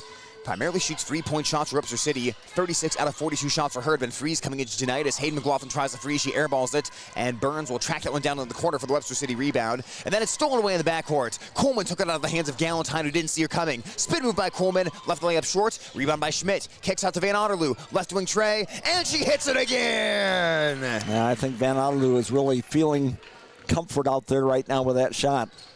She hit a couple 3-pointers in quick succession at the end of the first half and starts the second half of a 3-point ball. 38-9 is the Bulldog lead right now. You can't leave her that wide open, but Bulldogs have done a little of everything tonight, scoring inside and outside. Galentine drives in, gets stopped in the paint. Bounces the pass outside to Hadeen. Hadeen cues up a 3-point ball. That one misses. Offensive board and put back by Prusman, no. Third opportunity put up and in by Wright. That's the one thing the Bulldogs did not really see a whole lot of in the first half. Second chance opportunities for Webster City. They now have 3 offensive rebounds here to start the second half. Yeah, just 1 in the whole first half and 2 in that possession. Top of the key, it's Kuhlman. Kuhlman looking at Schmidt, bouncing it inside. Schmidt powers it up. No good, it got blocked. The follow by Hayden McLaughlin, and she got fouled. She'll head to the line and shoot 2. Well, one thing that's impressed me, Greg, about the Bulldogs is it seems the physicality has increased as the season's gone on. We talked on Tuesday night against St. Edmund. Bulldogs did a great job on the offensive glass with 18 offensive boards. Then last night against Newman Catholic, they had 19 offensive rebounds. So it has switched around a little bit here. The Bulldogs have been the team that's been scrapping for extra shots, and that was something Coach McLaughlin talked about in the pregame. I loved what he said. You know, if you want the ball on offense, go get a rebound. I think that's a great philosophy to have. Yeah, a lot of rebounding is just that. It's just desire and hustle. Second free throw by Hayden McLaughlin rattles in as she splits the pair. 39-11 right now. The Algona advantage as Galentine brings the ball up the floor for Webster City. All eyes glancing at her defensively as Schmidt and McLaughlin are up top, ready to pick her up. Galentine bounces away to the right side to Burns. Schmidt playing off to her side, looking to funnel Burns inside. Pass by Burns, knocked away by the long arms of McLaughlin. Rolls into the backcourt, but it's picked up by Hadeen. Up ahead to Galentine, now into the paint to Prusman. Prusman tried to hook a shot up, dropped the ball, but that's because she was fouled. A foul on the Bulldogs, their first of the second half. Just about to have the steal there as Lauren McLaughlin knocked it away out near midcourt. Again, with that long reach, just about to have the steal, but Bulldogs out of position a little bit on defense there on the transition back. Schmidt gets called for that one as the free throw is up and it bounces off to the right. No good for the first attempt from Prusman. Well, when we talk about trends for the Bulldogs, in addition to offensive rebounding, I think they've done really well the past couple of games. Take care of the basketball. Single-digit turnovers against both St. Edmund and Newman Catholic as the free throw's no good. Rebounded by Lauren McLaughlin. Yeah, the Bulldogs only 4 turnovers in that first half. Casey Van Otterloo finally missed a three-point ball at the back of the cup. Had a good look from the left side, and the rebound taken in by Prusman. 39-11 Bulldogs. Bulldogs had 7 and 8 turnovers respectively Tuesday and Thursday. As Lynx have the basketball, bounce pass by Hadeen down to the baseline, and she'll find right. Over to the wing to Galentine, now corner to Burns. Burns three-point try, and she rattles it in. Olivia Burns from the right corner, that'll make it 39-14. Lynx shooting a little better here to start the second half. After a very cold first half of 13% shooting. 5:29 left in the third quarter as Coleman dribbles at the edge of the Webster City logo. Coleman finds Schmidt deep on the left wing, takes one dribble to the right and gives it over to Van Otterloo. Looking to the left to Lauren McLaughlin. Thought about pulling for a 3, but good defense there by Prusman. Ball got knocked away from Lauren McLaughlin. She got it back. Finds Hayden McLaughlin across the foul line, spins towards the right, drives in, spun it up and in. Nice move, dribble in, and then the reverse pivot, come back around the right side. Nice job kissing off the glass. As a ball handler, if you can execute a good spin move, that is so hard for the defense to stay in front of, and it's hard to anticipate that spin coming unless your body language gives it away. Galentine taking it in left side, threads a nice pass inside, and the layup is up and in by Prusman. That was a beautiful bounce pass that time by Galentine. Bulldogs are getting ready to empty out the bench here at the next stoppage. 41-16 Algona as they have 5 players at the scoring table right now. Coleman between the circles, looking for Schmidt on the right side. Into Lauren McLaughlin on the block, takes a power dribble, hooks the shot up, left it short. Holding her ground on defense was Prusman that time. Forced McLaughlin a little away from the bucket that time as Galentine brings it across the Webster City logo. Schmidt with eyes on her. Galentine did not get her first bucket until the final minute of the first half. Pass into the high post to Prusman. Gives it right back to Burns. Burns getting downhill, kicks into the corner. Hadeen arcs up a three-point ball, left it short. Coleman rebounds on the near side of the court. Coleman getting a full head of steam, trying to outrun everyone. Coleman weaves towards the left, then back to the right, cutting inside, spinning the layup up and missing it. Rebound Hayden McLaughlin, puts it up and in. She took it right out of the pocket of Galentine. Yeah, that was the key right there. They were in position, had the ball, and Hayden McLaughlin just took it away from her, ripped it away. Yeah, Bulldogs have had a couple of double-double alerts this week. Hayden McLaughlin had a double-double on Tuesday night. Lauren McLaughlin had a double-double last night, as those two have been active on the boards for Algona. 3:39 left in the third quarter. A three-pointer from the right side is up and it's in. Hadeen, nothing but net. 43-19 now as the Bulldogs have the lead over the Lynx. 3:28 left in the third quarter. Coleman, one step to the right of center, backs up and takes the ball towards the left. The right side to Casey Van Otterloo, who's hit 3 3-point balls so far tonight. Now back to Coleman, top of the key. Coleman driving in. Ball got poked out, but she got it back out to Hayden McLaughlin. McLaughlin takes it all the way to the rack. Strong drive, but missed the layup, and Galentine secures the rebound. Galentine strides across half court for Webster City, picked up by Schmidt, up high. Rotation around the corner Into Burns, now looking into the post. Down on the baseline, it's Wright, and she'll bring it back out beyond the 3-point line at 2:55 left in the third quarter. Wright directing traffic of 18 on the shot clock, flings it over to the left to Hadeen, guarded by Hayden McLaughlin. Now over to the left to Galentine. In front of the Webster City bench, down to our left, 10 on the shot clock. Bounce pass back up top to Wright. Wright looking left to Burns, 7 on the shot clock. Burns driving in, trying to squeeze past Lauren McLaughlin. Nothing there, she'll kick it out. It's a 3-point ball on the way. No good by Wright, and the rebound taken in by Hayden McLaughlin. McLaughlin wants the push, looking for the trailing Hayden Kuhlman on the left wing. Kuhlman head fakes and accelerates, and then gets turned back out by Galentine. Finds McLaughlin. Hayden driving in. Hayden blew a tire, but she got fouled. Number 2 on Webster City of this quarter as McLaughlin will head to the line for 2 shots. Hayden McLaughlin is heading to the foul line once again, where she spent quite a bit of time so far tonight. Like we said, 80% shooter at the free throw stripe so far this season, and we talked about the Bulldogs playing more physical and doing a good job inside. It seems like her physicality on the interior has really picked up, not just on post-up opportunities, but getting downhill off the dribble, not just settling for outside jumpers. Yep. Moving to the basket, that's quite often where you pick up the fouls, and right now, Hayden McLaughlin is the only Bulldog to go to the free throw line tonight. This is their 6th attempt coming up. Made the first one and swishes the second one as well. 45-19 Algona. It's a line change for Algona. New lineup in right now. Maya Lentz, Emma Spear, Taylor Van Otterloo, Gabby Van Tiger, and Bella Jo Dunning as the Bulldogs have emptied out the bench, leading 45-19 right now at Webster City. Here's Galentine pulling the trigger on a 3-point try, missed it right. Deflection to the near side, brought in by Dunning as she secures the rebound right off the bench. Quickly gets it out to Taylor Van Otterloo, up ahead of a little pace. Drifting towards the right side and shovels it to Van Tiger, top of the key.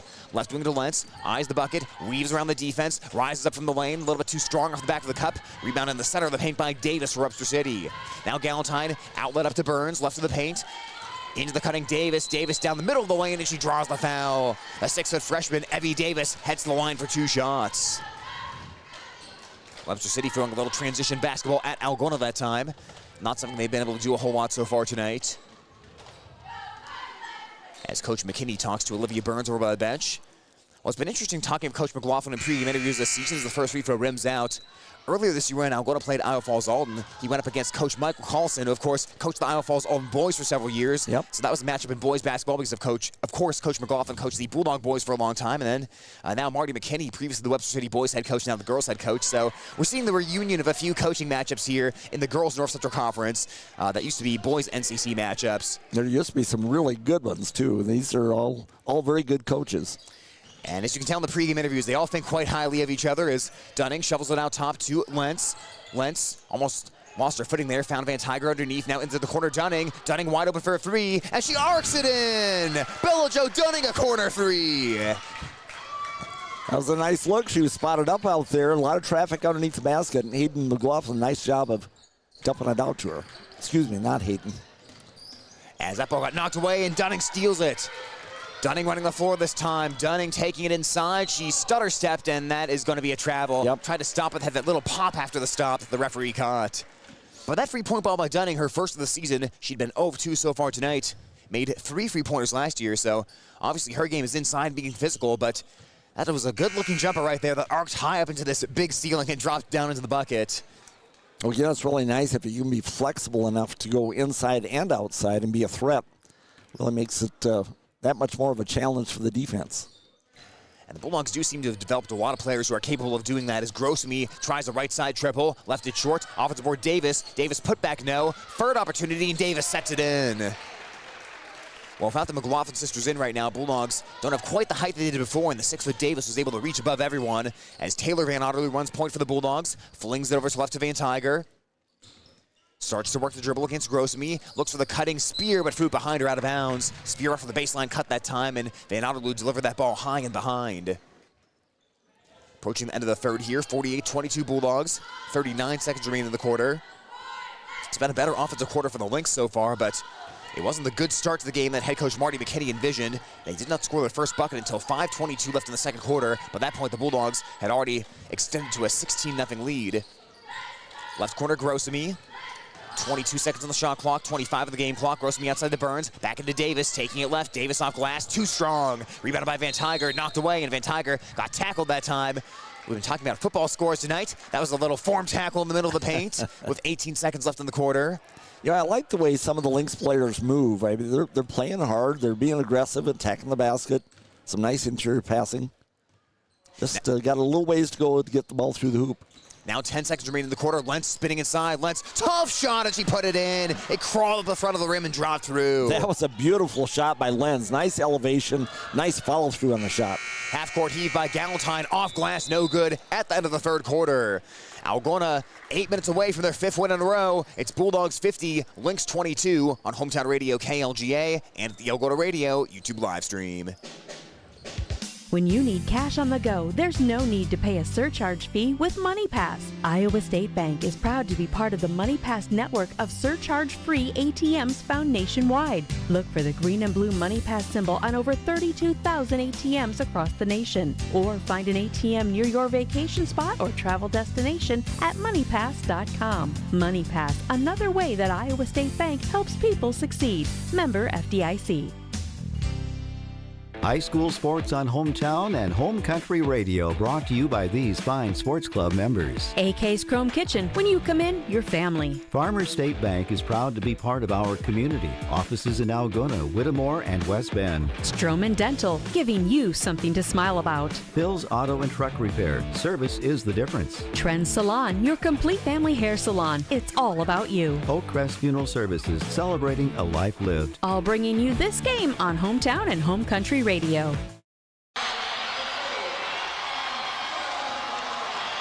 Bulldog fans, this is Maya Lentz. You're listening to Algona Girls Basketball on KLGA. Start of the fourth quarter on Hometown Radio KLGA. The Algona Bulldogs leading the Webster City Lynx 50-22. Casey Van Otterloo swishes a three-point ball to start the fourth from the top of the key. The Bulldogs have brought their 5 starters back in for one more quick spurt of action here to start the fourth as the Bulldogs lead the Lynx 53-22. Believe it or not, that was an even third quarter, 15-15 between these teams. Bulldog reserves did spend a lot of time playing in that one as Webster City has the ball right now. Grossme gets it inside to Davis. A nice spin to the bucket and the score by Davis. Davis had a nice third quarter. A 6-foot freshman, a very promising player for the Lynx, and it's a 53-24 score right now. Yeah, she may well be a player they can build around here for the next 3 years. The drive by Schmidt took it all the way to the rack and scored. Nice aggressive move again, Paige Schmidt. You like to see that for the Bulldog offense. That really rounds it out. There have been a lot of teams that don't pay a ton of attention to Schmidt on offense, but she shows she is perfectly capable of handling the ball and getting to the bucket when the situation calls for it. 55-24 Bulldogs. It's Grossme on the drive right side. Grossme in traffic. She got down low. She powered up, but she shuffled the shoes. Yep.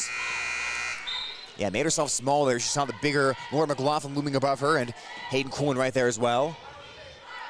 And the Lynx turned it over once again. Theme throughout the night so far, just trouble hanging on to the ball here against a tough Bulldog defense. 6:52 and ticking here in quarter number 4. Excuse me, Tyler, they managed to even it up 15-15 because they only turned it over twice in that third quarter. Yeah, a lot changes when you get more shots off as Van Otterloo, top of the key triple, no. McLaughlin briefly the rebound, it rolled out of her hands, but then it got poked away from right and picked up by Hayden Kuhlman. Kuhlman had it stripped away by Galentine, and then Galentine throws it away. That's about 4 turnovers back-to-back right there.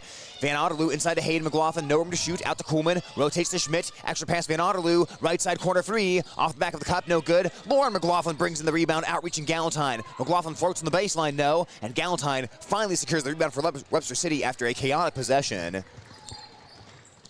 So score still 55-24.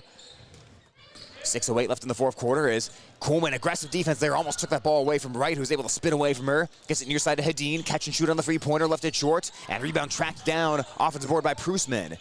Outside to Hedin, she'll sidestep McLaughlin. Hedin drives in, bounces the pass to Van Otterloo, and did she step out of bounds? No, I think they called a foul on the swipe down at the ball there by Hayden McLaughlin. And they did call a foul. It's the first personal on Hayden McLaughlin. Burns checks in, Poppin checks in as well for Webster City. Wright will go to the bench along with Davis as the Lynx have the basketball aiming towards our left. Bounce pass to Galentine on the right wing. Galentine drives in. Galentine rises, puts the left-hander up. No. Rebound fumbled with. It's out of bounds. Last touch by Webster City. Bulldogs have it back with 5:44 on the clock. Looking to move to 4-0 in North Central Conference play. Bulldogs last year finished 13-1 in the NCC. Webster City last year 2-20 overall. Previous 2 seasons finished 6-16. Coolman on the right side. She drives in, sees an opening, fumbled the ball a little bit, recovered though and scored. Boy, nice recovery because that ball got away from her at the last second, and she managed to haul it back in, have enough control to get the shot up. Now it's Galentine for Webster City.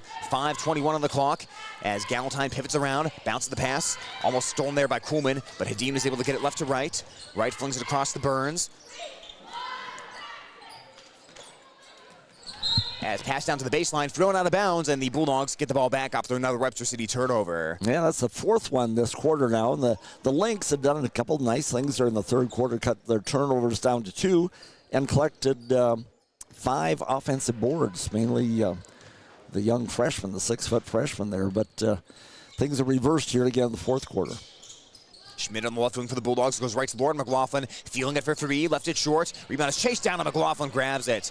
McLaughlin looking up top to Coolman. Coolman down the lane, 14-foot jumper, missed it right. Long deflection, and Hayden McLaughlin almost had it, batted out of bounds. And we'll see who touched that one last. McLaughlin chasing that one back down behind the bleachers, and Bulldogs are going to keep it here. Last touch by Webster City. We've seen that 3-point shooting tick up as well for Algona. They're now at about 31% on the season. Tonight, not the hottest of shooting nights, but they've knocked down enough here to really make that a threat on offense. Coolman dribbles to the right of center with 4:39 left here in the fourth quarter. 57-24 Bulldogs. Looking left to Schmidt, and a foul inside. Lord McLaughlin was working hard there against Prusman, and Prusman called for the push on that one. Well, and I think Lauren McLaughlin doing just enough there to help the officials see what was going on by using her arms, trying to get away. And Prusman had her wrapped up for a while. Yeah, it's kind of like holding in football. If you're coming around the edge and put your hand up in the air, it makes that call a lot more obvious as McLaughlin hooks the shot up from the baseline and puts it down. Well defended, but a beautiful shot by Lauren McLaughlin. Well, earlier tonight, Lauren McLaughlin exceeded 900 career points. She came in tonight with 899, so she's gotten a couple buckets on the board so far tonight as the Bulldogs lead 59-24. In between the circles, it's Hadeen. Goes left to Burns. Burns line drives the 3-point ball, and she knocks it down. Burns from the left wing makes it 59-27. Up ahead quickly from the Bulldogs, McLaughlin on the left side, works the dribble. Thought about driving, but backed out. Flings it across right side to Schmidt with 4 minutes left in the fourth quarter. Schmidt into the paint, back to the bucket, now flips it out to Van Otterloo on the wing. Van Otterloo works the dribble, she'll take it to the bucket herself, banks it off the glass and scores. I like that out of Van Otterloo, rather. Yeah, teams respect her 3-point shooting so much, and for a good reason. They don't expect her to put the ball on the ground and head to the bucket. Yeah, she's done that a couple times tonight. Nice job. Exactly right. Second time we've seen it. Last year, 84% of Van Otterloo's shots came from 3-point range. So she is very heavily a 3-point shooter, and it'll stay that way, but it's good to have that in your arsenal as there's a layup from a tough angle, up and in by Prusman. Yeah, kind of turning as she shot the ball there. Able to hit that one cleanly off the glass. Now 3:18 left. Lauren McLaughlin free from the left side, and that one's a little bit short. Just grazed the front of the rim. Rebound into the chest of Hadeen with 3:11 left. 61-29 Bulldogs. Above that 60-point mark here for the 4th time this season. Burns on the left side with 3 minutes left in this one. Bulldogs well on their way to a 7th straight win over the Lynx. That ball got thrown off the ankle of Coolman and out of bounds. Webster City will keep it. And the Bulldogs starters will check out for the final time tonight with this 61-29 lead. Lentz, Van Tiger, Dunning, Spear, and Taylor Van Otterloo all enter the ballgame for Algona. Grossamy and Davis return for Webster City.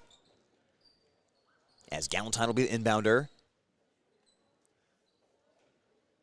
But a great night to really work on the depth view of the Bulldogs. We've seen a lot of different lineup combinations. That ball gets knocked out of bounds. Webster City will keep it with 2:28 on the clock.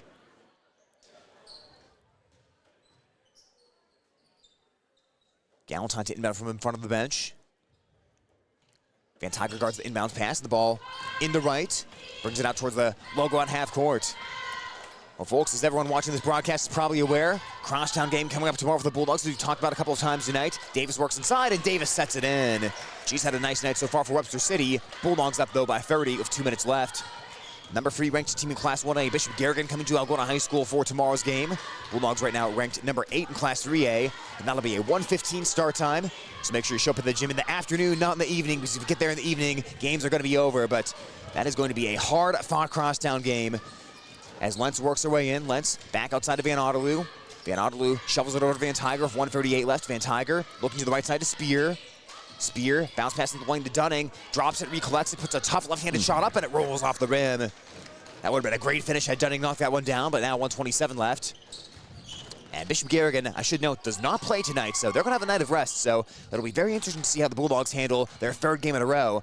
That is going to be a big-time test tomorrow, but it should be a fantastic game from the Algona High School Gymnasium. Here's Davis with the spin inside. Line drives out of the rim, no good. And we're down to 1:10 left in this one. Taylor Van Otterloo up the right side. Finds Dunning in the corner. Dunning did hit a three-pointer earlier tonight as she dribbles across the foul line, spins towards the right. The help defense is there. Nice defense by Burns, and Burns steals the pass away. Burns runs the floor, 55 seconds left. Burns, nice bounce pass. She finds Davis, and Davis scores. Transition offense right there by Webster City, and a timeout for the Lynx to bring in 4 substitutions of their own with 49 seconds left. I continue to be impressed by Davis, and that's the thing with Webster City. You're going to be graduating Galentine next year, graduating Hadeen, 2 of your best players, so getting those freshmen and sophomores, a lot of action here this season and building the program for next season. Players like Davis are going to take center stage. Now down to the final 42 seconds in this one. Bulldogs have the ball. It's Spear taking it in. Spear got all the way to the rack and scored. Nice job. Spear got close to the basket there, took her last step in toward the lane, gave herself a better angle. Nice job. Spear on the blow-by of Jamie Perez. Now 28 seconds left. Here's a long 2 from the right side. No good for the Lynx, but offensive rebound is tracked down by Mia Hansen. Out for another three-point look, and that one bounces on the rim and drops in. They're going to say that was a long 2, and that her foot on the line jumper. That'll make it 63-35 as we're down to the final 12 seconds of this one. Bulldogs can dribble the clock out on their 5th straight win. After the 0-2 start, Bulldogs have responded, and they improved the record to 5-2. They are now a perfect 4-0 in NCC play as the final buzzer sounds here from Webster City High School.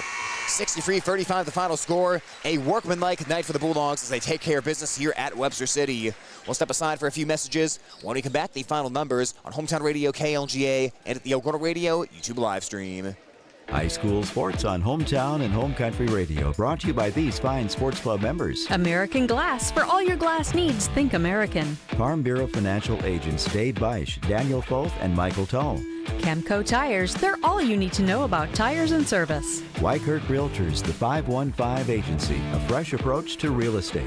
Grassmasters. Growing satisfied customers. Iowa Lakes Community College, your community, your college. Glenn's Green Thumb. From a small seed, something beautiful will grow. All bringing you this game on the radio.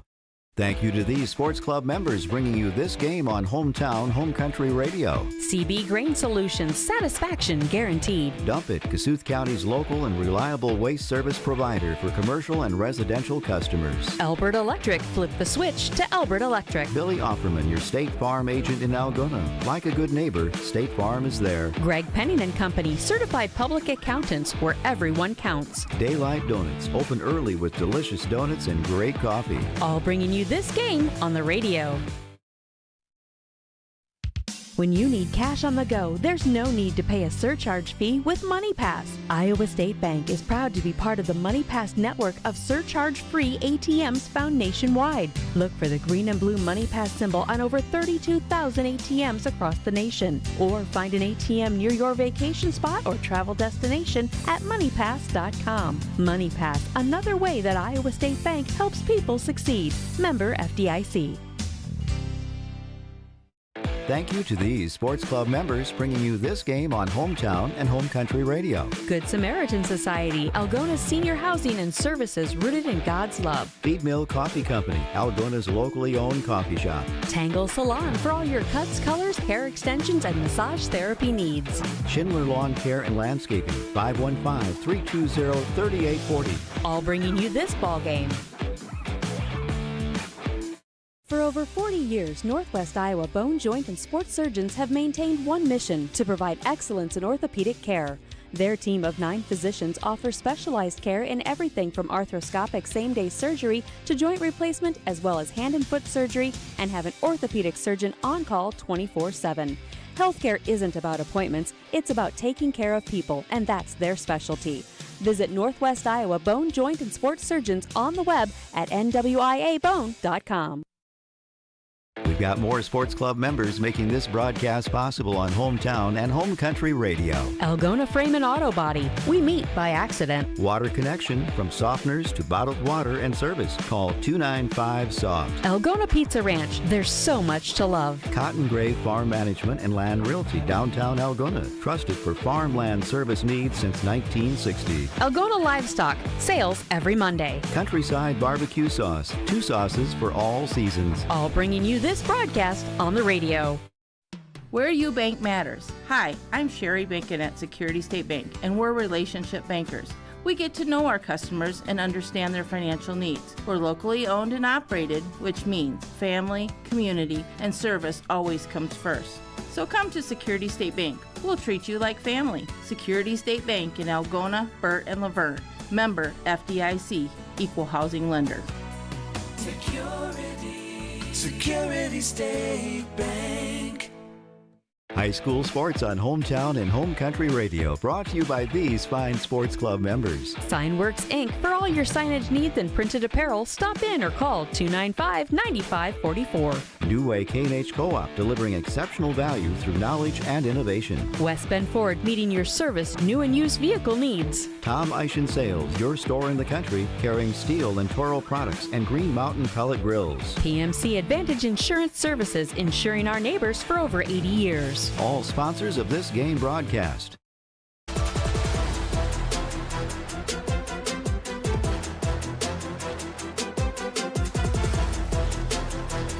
Back here at Webster City High School, the Algona Bulldog girls basketball team defeats the Webster City Lynx 63-35 tonight. 5th straight win for the Bulldogs as they improve to 5-2 overall and 4-0 in the North Central Conference. Webster City enters winter break 0-8 and 0-4 record in the NCCs. The Bulldogs take care of business tonight. First, before we look at the final numbers, quick thank you to our video streaming sponsors here on the Algona Radio YouTube page. Chemna Auto Center, where it's not just about the car, it's about the care. Algona Municipal Utilities, community owned for community benefit. Iowa State Bank, helping people succeed. Algona Frame and Auto Body, we meet by accident. And PMC Advantage Insurance Services, having the advantage makes all the difference. Bulldogs did a lot of their damage in the first half, started really well defensively, shutting out Webster City in the first quarter 14-0. Webster City did not get their first bucket until 5:22 left in the second. Bulldogs would outscore Webster City 21-7 in the second quarter, taking a 35-7 lead at halftime. Teams were actually perfectly even in the second half. It was a 15-15 tie in the third quarter and a 13-13 tie scoring-wise in the fourth, adding up to this final total of 63-35. Again, I'm Tyler Lance alongside Greg Stewart. Greg, tonight I thought it was a take-care-of business kind of night for the Bulldogs. Came out well, really stifled Webster City defensively in the first half. You got a lot of the backups, plenty of playing time tonight, tried a few different lineup combinations, and really did some good things offensively. Some scoring in the paint, enough three-pointers to knock down from the outside and loosen up the defense a bit. I really thought it was once again, balance is a good word for the Bulldogs. We said balanced on Tuesday night against St. Edmund as far as scoring is concerned, and I think it was balanced tonight as far as the diversified offensive attack they showed. I think, again, I agree with you completely. Matter of fact, I'm looking at my notes here, and I think you covered most of my notes. Okay, and that'll wrap up for our postgame show on Hometown Radio KLGA as I steal Greg's thunder. No, not at all. But I think that undermines the fact that we're looking at the game the same way. The Bulldogs really, as you said, really did from the outset take care of business on the defensive end, especially. A little struggle early on again offensively, but then got going, and I was really impressed with the variety for the Bulldogs tonight and different ways they were attacking, and primarily inside in the first part of the ball game, and that really opened up some good looks from the outside later, and the Bulldogs did hit 6 threes there. For the Lynx, this is a program that's struggled lately and is struggling this year. It's not won a ball game yet, but Coach McKenny talked about making progress, and I think they are. I mean, I saw several good things out there for tonight. The 6-foot freshman, I think, is somebody they can really build around. She had some nice minutes. They shot 6 out of 10 from the floor in the fourth quarter. 12 turnovers at halftime, 18 for the game, so only 6 in the second half. Granted, the game was well under control by that point. The Bulldogs were probably not playing quite as aggressively on defense, but still, when you're trying to get progress in a program, those are good things to look at and emphasize and build on. So they did some good things, but for the Bulldogs, yes, took care of business. Defense was good, variety was good, balance, as I had written down here, and you mentioned, really shot the ball well. for the night, just a hair under 50% from the field.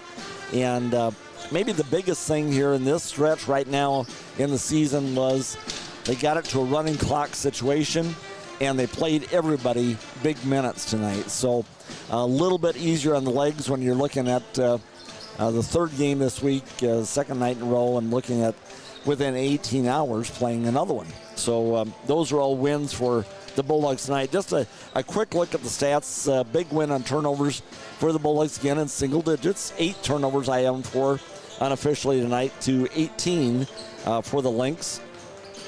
Offensive boards is a factor that we've been talking about a little bit. The Lynx, again, the big gal coming in there late, picked off, I think, 4 different offensive boards. They end up with 8 on the night, which is a little bit better than the Bulldogs have done sometimes in the past. The Bulldogs had 7 offensive boards themselves. From the field, Algona 25 out of 54, 46% shooting from the field. That's a really good number, really solid effort, while they held the Lynx to 31% shooting on 13 out of 42. And, of course, that took a little bit of a bump up there late when they made 6 out of 10 down the stretch. Outside the arc tonight, Bulldogs, I mentioned, hit 6 threes out of 18 attempts, 33%, and the Lynx 4 out of 20. They showed no hesitation in taking the 3 tonight, did the Lynx, but made just 4 of them, 20% there. At the line, not much of a factor tonight. Even with both teams really playing good defense, not a lot of fouling. The Lynx made 3 out of their 6 attempts, and Hayden McLaughlin made 5 out of her 6, and that was it at the line for the Bulldogs tonight. But a nice solid win and a good next step as the Bulldogs move through this very busy week and build more momentum in the North Central Conference.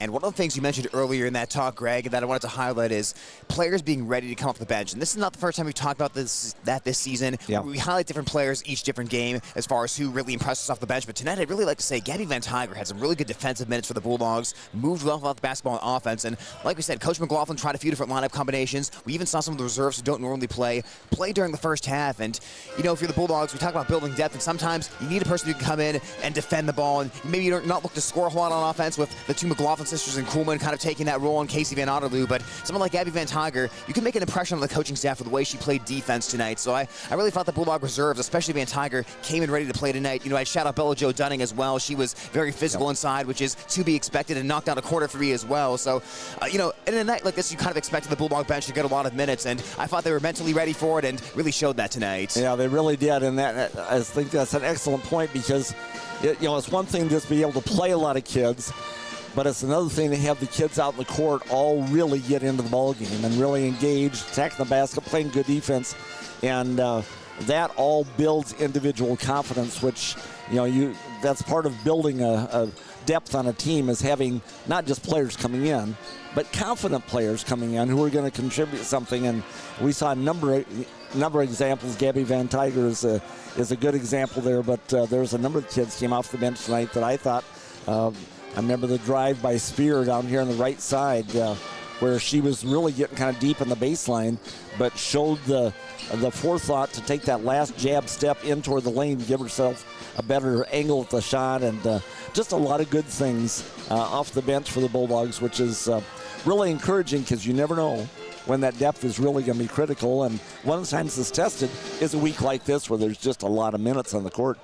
So for the 63-35 win tonight, you look at the 3 games the Bulldogs have played this week. It's been their highest 3-scoring games of the season, and it's been the lowest 3-scoring games for the opponent. And part of that is, you played a Webster City team who has struggled a little bit, the St. Edmund team that's struggled a little bit as well. But you have to rise to to your standard, regardless of the competition. And that's something that Coach McLaughlin really talked on the pregame show. And so far, the Bulldogs have done that this week. 3 for 3 very commanding wins, the 3 most commanding wins of the season. And really, the final point I'm going to make is that I think the Bulldogs are starting to generate better looks on offense. I thought when the Bulldogs played Clear Lake earlier this season, now Clear Lake obviously a tough opponent, and they have a few really tall players who kind of present some tough matchups for the Bulldogs. But I thought that night the Bulldogs really struggled to generate good offensive looks. Tonight, and really the past couple games as well, I thought they generated good looks on offense. They even still missed a few point-blank shots that I thought that they could improve on, even though they still shot almost 50% from the field. But the past couple of games, better looks are starting to appear for this Bulldog offense. And I think as the season goes on, even though it's experience, you're still getting used to returning to the basketball season and getting used to what Coach McLaughlin wants you to do. I think this Bulldog offense is really starting to function a lot better the past couple games. Yeah, I think you're right again there. The movement away from the ball, I think, has been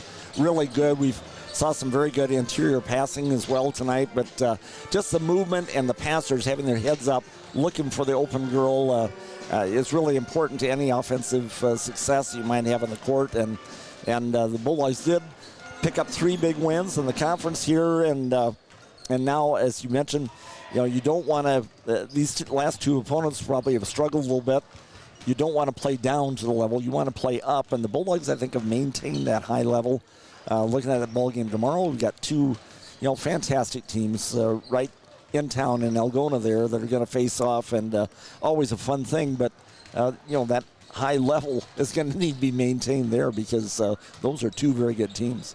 Well, high level of play will be required tomorrow for the Algona Bulldogs to take on the Class 1A, number 3 ranked Bishop Garrick Golden Bears in the Crosstown Showdown. And the Bulldogs have been looking for that signature win all season. Obviously, they wanted to get against Esterville, Lincoln Central, and Forest City. Didn't get in out of those games. Now, you get a chance tomorrow to have a signature win if you're Algona and prove you're able to beat a Wells Fargo caliber team like the Bishop Garrick Golden Bears. And really, you can say the same thing about Bishop Garrick. They're looking for a signature win as well, and beating Algona would certainly provide that. So tomorrow's going to be a fantastic matchup between those 2 teams. Well, it's all through the years, it's always been a fun game because, all the kids know each other. We joked in the past quite often there's guys on one team that date girls on the other team, and so these kids are all friends, the families are friends, and it makes for, a very interesting ball game.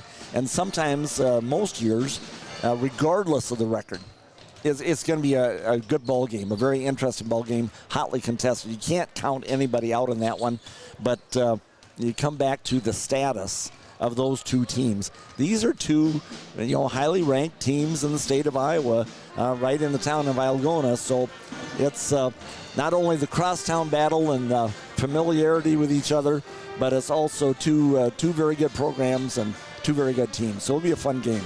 So we will see that tomorrow at 1:15 over on Home Country Radio KLGZ and the AHS Broadcast YouTube stream. In the meanwhile, we'll wrap it up for the girls' ball game and get you ready for the boys. We'll take a timeout. The boys' basketball matchup is coming up in a few minutes as the Algona Bulldogs take on the Webster City Lynx on KLGA 92.7 and the Algona Radio YouTube channel. More sports club members. Lusher Family Dentistry, serving your family since 1965 on Call Street in Algona. Algona Plumbing and Heating, where a good flush beats a full house. Kasuth Regional Health Center, your home for health care. Walker Chiropractic and Wellness, caring for Algona, Sway City, and surrounding areas with chiropractic, nutritional, and physical therapy services. Reeves Wicked Good Bar and Grill. For wicked good food, drinks, and service, you gotta go to Reeves. High Point Land Company, your trusted land partner in Algona. All bringing you this game on the radio.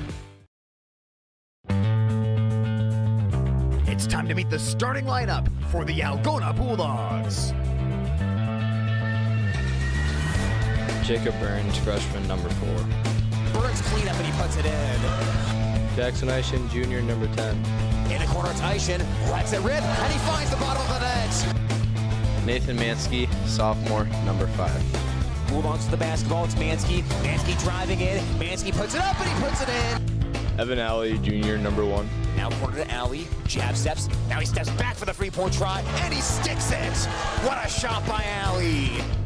Ben Helmers, senior, number 3. Helmers goes behind the back, goes to the rack and scored it! Ben Helmers putting on the handles! Tip-off of your game is coming up next on Hometown and Home Country Radio.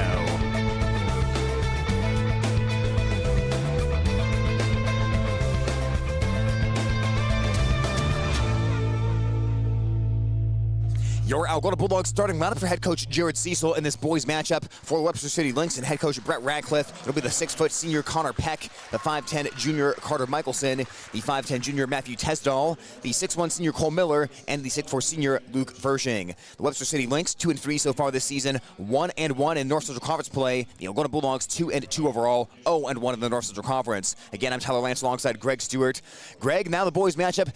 gets here very quickly here at the Webster City High School Gymnasium, and this is a boys match that is going to continue to teach us a lot. I feel like each game throughout the season, we're learning a lot about this Bulldog team that has a lot of new faces this year and is trying to make progress as the season goes on. But now you're in the conference play, you drop that first one to St. Edmund, you really want to get on the win of a conference win on the board before winter break. So Bulldogs will see how they respond to the adversity of dropping back-to-back games here tonight on the road against Webster City. Now, this is a big opportunity for the Bulldogs because, like you mentioned, you don't like to head into break on a downer because that's a long time to have to sit on that. So you like to have a little momentum building into the conference break, and a big ball game again tomorrow for the boys. So they'll be coming back for a lot more effort on the court tomorrow. But this is the one that counts in the conference standings, and so you want to make sure you get this one. And the teams from Algona, with the girls, you had everybody back, so you kind of know, what the team's going to be like. We're talking a lot about depth there, building that bench and so like that. For the Algona boys, it's somewhat of a rebuild. You got Ben Helmer's back and Evan Alley back, but after that, it's kind of a restructured job. And the Bulldogs, I think, still kind of finding the way, getting comfortable with each other and building that team cohesion, if you will, that is necessary to success. Yeah, you're trying to rebuild and win at the same time, which is not an easy task, because the Bulldogs are trying to do just that. And now with Algona, I think one of the big questions for tonight is energy management throughout the game. I really thought against St. Edmund, the Gales made the Bulldogs expend a lot of energy throughout the game. By the fourth quarter, it felt like the Bulldogs ran out of gas a little bit, especially Ben Helmers. He had that 20-plus point game, but the St. Edmund was making him take tough shots all night long, shots that required a lot of energy, and he just really drew a ton of attention from that Gale defense. Of course, the same kind of attention will be paid to him by the Webster City defense tonight. So I'm looking to see how much the Bulldogs three-point shooters can get into it. We know the Bulldogs' number one strength isn't three-point shooting, but you need to knock down at least a few tonight and make Webster City respect that. You do the three-point shot and also movement away from the ball and patience on offense. I think we heard Coach Cecil talk about, let's not put up a shot in the first 5 seconds of the shot clock.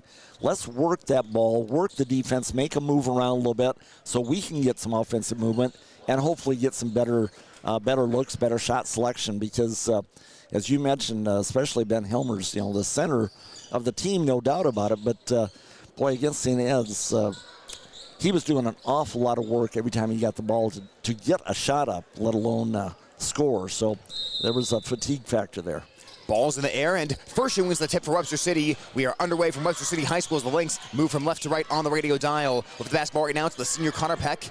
Gets it over to Michelson, who rotates around the perimeter. Losing the basketball is Miller, trying to recollect it as Alley was chasing him down, and that's an over and back. It went over half court, and a turnover on the first possession for Webster City. Well, a little bit of a knockaway there by Alley, but possession was never lost, and therefore it's a turnover, and the Bulldogs are going to get it. Well, for Algona, if your offense isn't firing on all cylinders to start off the game, defense can be a way to really get that going. Bulldogs, of course, love to get out in transition, and nothing gets you in transition quicker than a quick steal and a run out by Evan Alley. We'll see if that can happen tonight. Bulldogs aim towards the basket, towards our left. Helmers looking to the cutting Mansky. Mansky on the reverse, and it misses. Rolls off the rim as Miller sails in for the rebound. Unfortunate, because that was a good opportunity there. Nice shot. Michelson feeds Peck in the left side corner. Now they'll get it inside, powering up his Furshing. Shot partially blocked. Here comes Ben Howers the other way. Bulldogs wearing the road gray uniforms. Webster City in the home whites. Up top to Burns for the Bulldogs. One thing I'm looking for tonight, when Ben Howers drives, everyone around him has to be in shooting mode if Ben Howers gives up the ball as Mansky drives in. His floater's no good. Alley rebound. Alley tries to scoop it through the lane, and a kickball against Webster City. Looks like Alley was very specifically aiming for the foot of a Lynx player there to try to get that kickball violation and let the Bulldogs run an inbounds play here. Nancy will be the inbounder from the far side baseline. And the whistle at dead here before we get started. Well, they're looking at resetting the shot clock, I believe. They're going to come over and talk to the bench about that. It got reset and probably should not have. So we'll try to figure out how much time should be on the shot clock there. Not a lot of time elapsed, but like I said, the shot clock did reset up to 35 seconds of 7:15 on here in quarter number one. So they will take it another 33 seconds, so they'll say 2 seconds elapsed. Keep the 7:15 on the game clock and let Mansky inbound it here. High lob caught by Alley beyond the perimeter looking right. His pass got jumped and intercepted by Tesdall. He runs the floor, going by him is Mansky. Missed on the layup though. Alley sails in for the rebound. Foul on Webster City.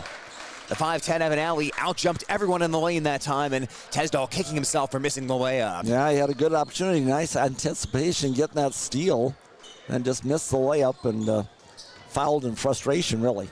Allie so quick on the jump. Bulldog offense has the ball right now, averaging just under 61 points per game. Webster City allowing about 49 points per game as Allie is in a trap right now along the far side. Oh, he dribbled through it, and the ball bounces over Eischen. Eischen lays it up and in. I don't think that was a pass. I think that ball just bounced away from Allie and went right to Eischen on the block. I was going to say, I wonder if they marked that down as an assist. Well, it was a great assist either way, as whatever it is in the scorebook, it's a 2-0 Bulldog lead. Working the dribbles, Peck, the senior. Allie poking at the ball. Peck double teamed as he unloads to the right to Michelson. And the pass into the lane intercepted by Helmers. Lobs it to Mansky. Mansky on the right side. Easy layup up and in. Nice transition bucket for the Bulldogs. Down the court quickly. Mansky, third shot attempt attacking the basket here early. Yeah, as soon as you get a steal for your Algona, you look down the court immediately, see if you can outlet it, and get a quick, easy bucket like they did right there. Barreling inside is Peck. Peck pumps. Peck puts it up, but he puts it in. Webster City on the board at now 4-2. This Lynx offense has not generated a whole lot of points this year through 5 games. 41.6 points per game. They're shooting 40% from the field, but under 25% on the threes as Helmers flies in and he puts it off the glass for 2 points. Boy, there's another Helmer shot I'd like to see the replay on. He was forced wide and a little bit off balance, but man, oh man, what a shot. Yeah, skying and then hitting a flush off the window as a 6-2 lead right now enjoyed by the Bulldogs. Jumping and catching the pass along the left side is Cole Miller. Getting it down to the baseline, the floater by Michelson, no good. And getting the rebound is Burns for Algona. Burns so far this season, 4.2 rebounds per game. That's for the 6'1 freshman. Has the dribble right now. Burns top of the key, looks right to Helmers. Helmers looking for space, guarded by Peck along the perimeter. Helmers heading left. Helmers lost the ball and got it back. Helmers driving down the lane, deals to Burns in the corner, lets it rip, buries the three-pointer. Yeah, like that out of the freshman. Has a nice shot, nice form on his shot from the corner there. And the Lynx lose the ball in the lane as Eischen takes it. Alex Szymanski, Nathan running the floor, lays it up and scores. 11-2 Bulldogs as Algona throws down the gauntlet to start the game. Scoring all around at a 30-second timeout called by Webster City. Well, I was going to comment on Burns. That's what you need to do. You draw the attention of Ben Helmers. When Burns gets the ball wide open in the corner, let it fly and hit it. You know, sometimes when you've got a guy like Ben Helmers who's dominant and a great scorer, you feel like you need permission to shoot it. But I think what you've got to tell the young players is you don't need permission. Open shots are good shots, and the quickest way you can get on the bench is by passing up open shots. Yeah, that's right. Make the Bulldog team stronger. We've got to have everybody willing to score, willing to take advantage of things, and that'll help Ben Helmers in the long run as well. Helmers gets so much attention that there's going to be some open looks for teammates, and you can't hesitate to take advantage of it. Nice job by the freshman nailing that three-pointer from the corner. The Bulldogs kind of explode out of the gates here. Have made 5 out of the first 7 shots here. You love to see that if you're Algona. Burns has made 4 out of his 8 3-point attempts so far this season. And we've also seen Mansky get a couple of transition buckets for Algona tonight. As Allie defends the basketball, it's Michelson unloading the ball to the right to Tesdall. The 4.8 point per game score deals out to Miller. Miller a catch and shoot free from the left side. Left it short, and Helmers skying for the rebound, and a foul on the floor. That one's going to go against Ben Helmers for Algona. Or check that. That is... Yep. No, that's correct. That is on Ben Helmers. Yep.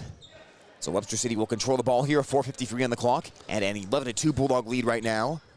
Said Helmers was over the back on that rebound, but well, he was, ooh. And Peck in the corner. Allie pretty much jumped over his back, but made contact with him as he flew by, and that's the foul on the Bulldog Junior right there. 2 quick fouls on Algona, that is. First personal on Allie. Michelson to inbound. Michelson into the corner to Peck.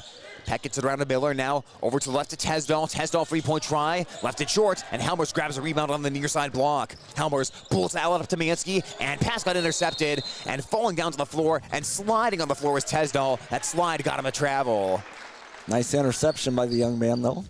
Went up high to pull that one in, and didn't fumble, but he did slide in a basketball. That's against the rules. Mansky, the intended target on that pass as he lobs into the lane to Helmers. Takes a hard dribble, powers it up, and he got fouled. Mansky with a nice inbounds pass, and Ben Helmers takes advantage as he'll shoot 2 free throws. Helmers recently surpassed 1,000 career points for the Bulldogs. One of 3 Bulldog players in school history to score 1,000, and so far this season, 27 points per game, as he is heading to the foul line right now for an 11-2 Bulldog lead. Helmers with the first free throw, left that one well short. And that has been an issue for both of these teams. Algona, a 53% free throw shooting team so far this season. Webster City, a 42% free throw shooting team. So it may come down to whichever team knocks down more free throws tonight and gets that on track. Could have the edge as Helmers leaves that short. Mansky taps the rebound out, and Helmers chases it down. Offensive board Bulldogs. Helmers in a triple team, finds Allie in the corner.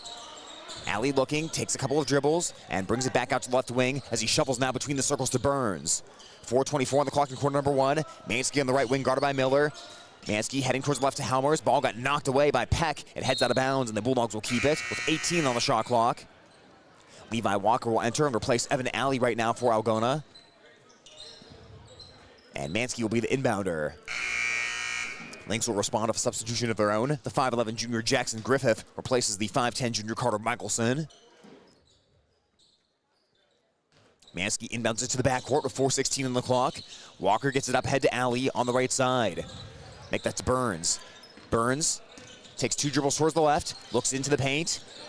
Walker on the block, outside to Burns from the right wing, lets it fly, yes. And Burns hits again! Boy, beautiful job that time, inside out. Left Burns with a wide open look.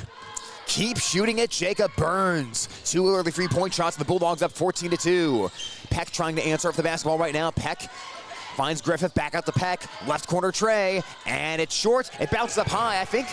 Boy, I thought that hit the shot clock. If it did, that should have been out of bounds, but I guess it didn't. They'll call out a 3. Hit the top of the backboard. 14-5 Algona. First free ball for Webster City.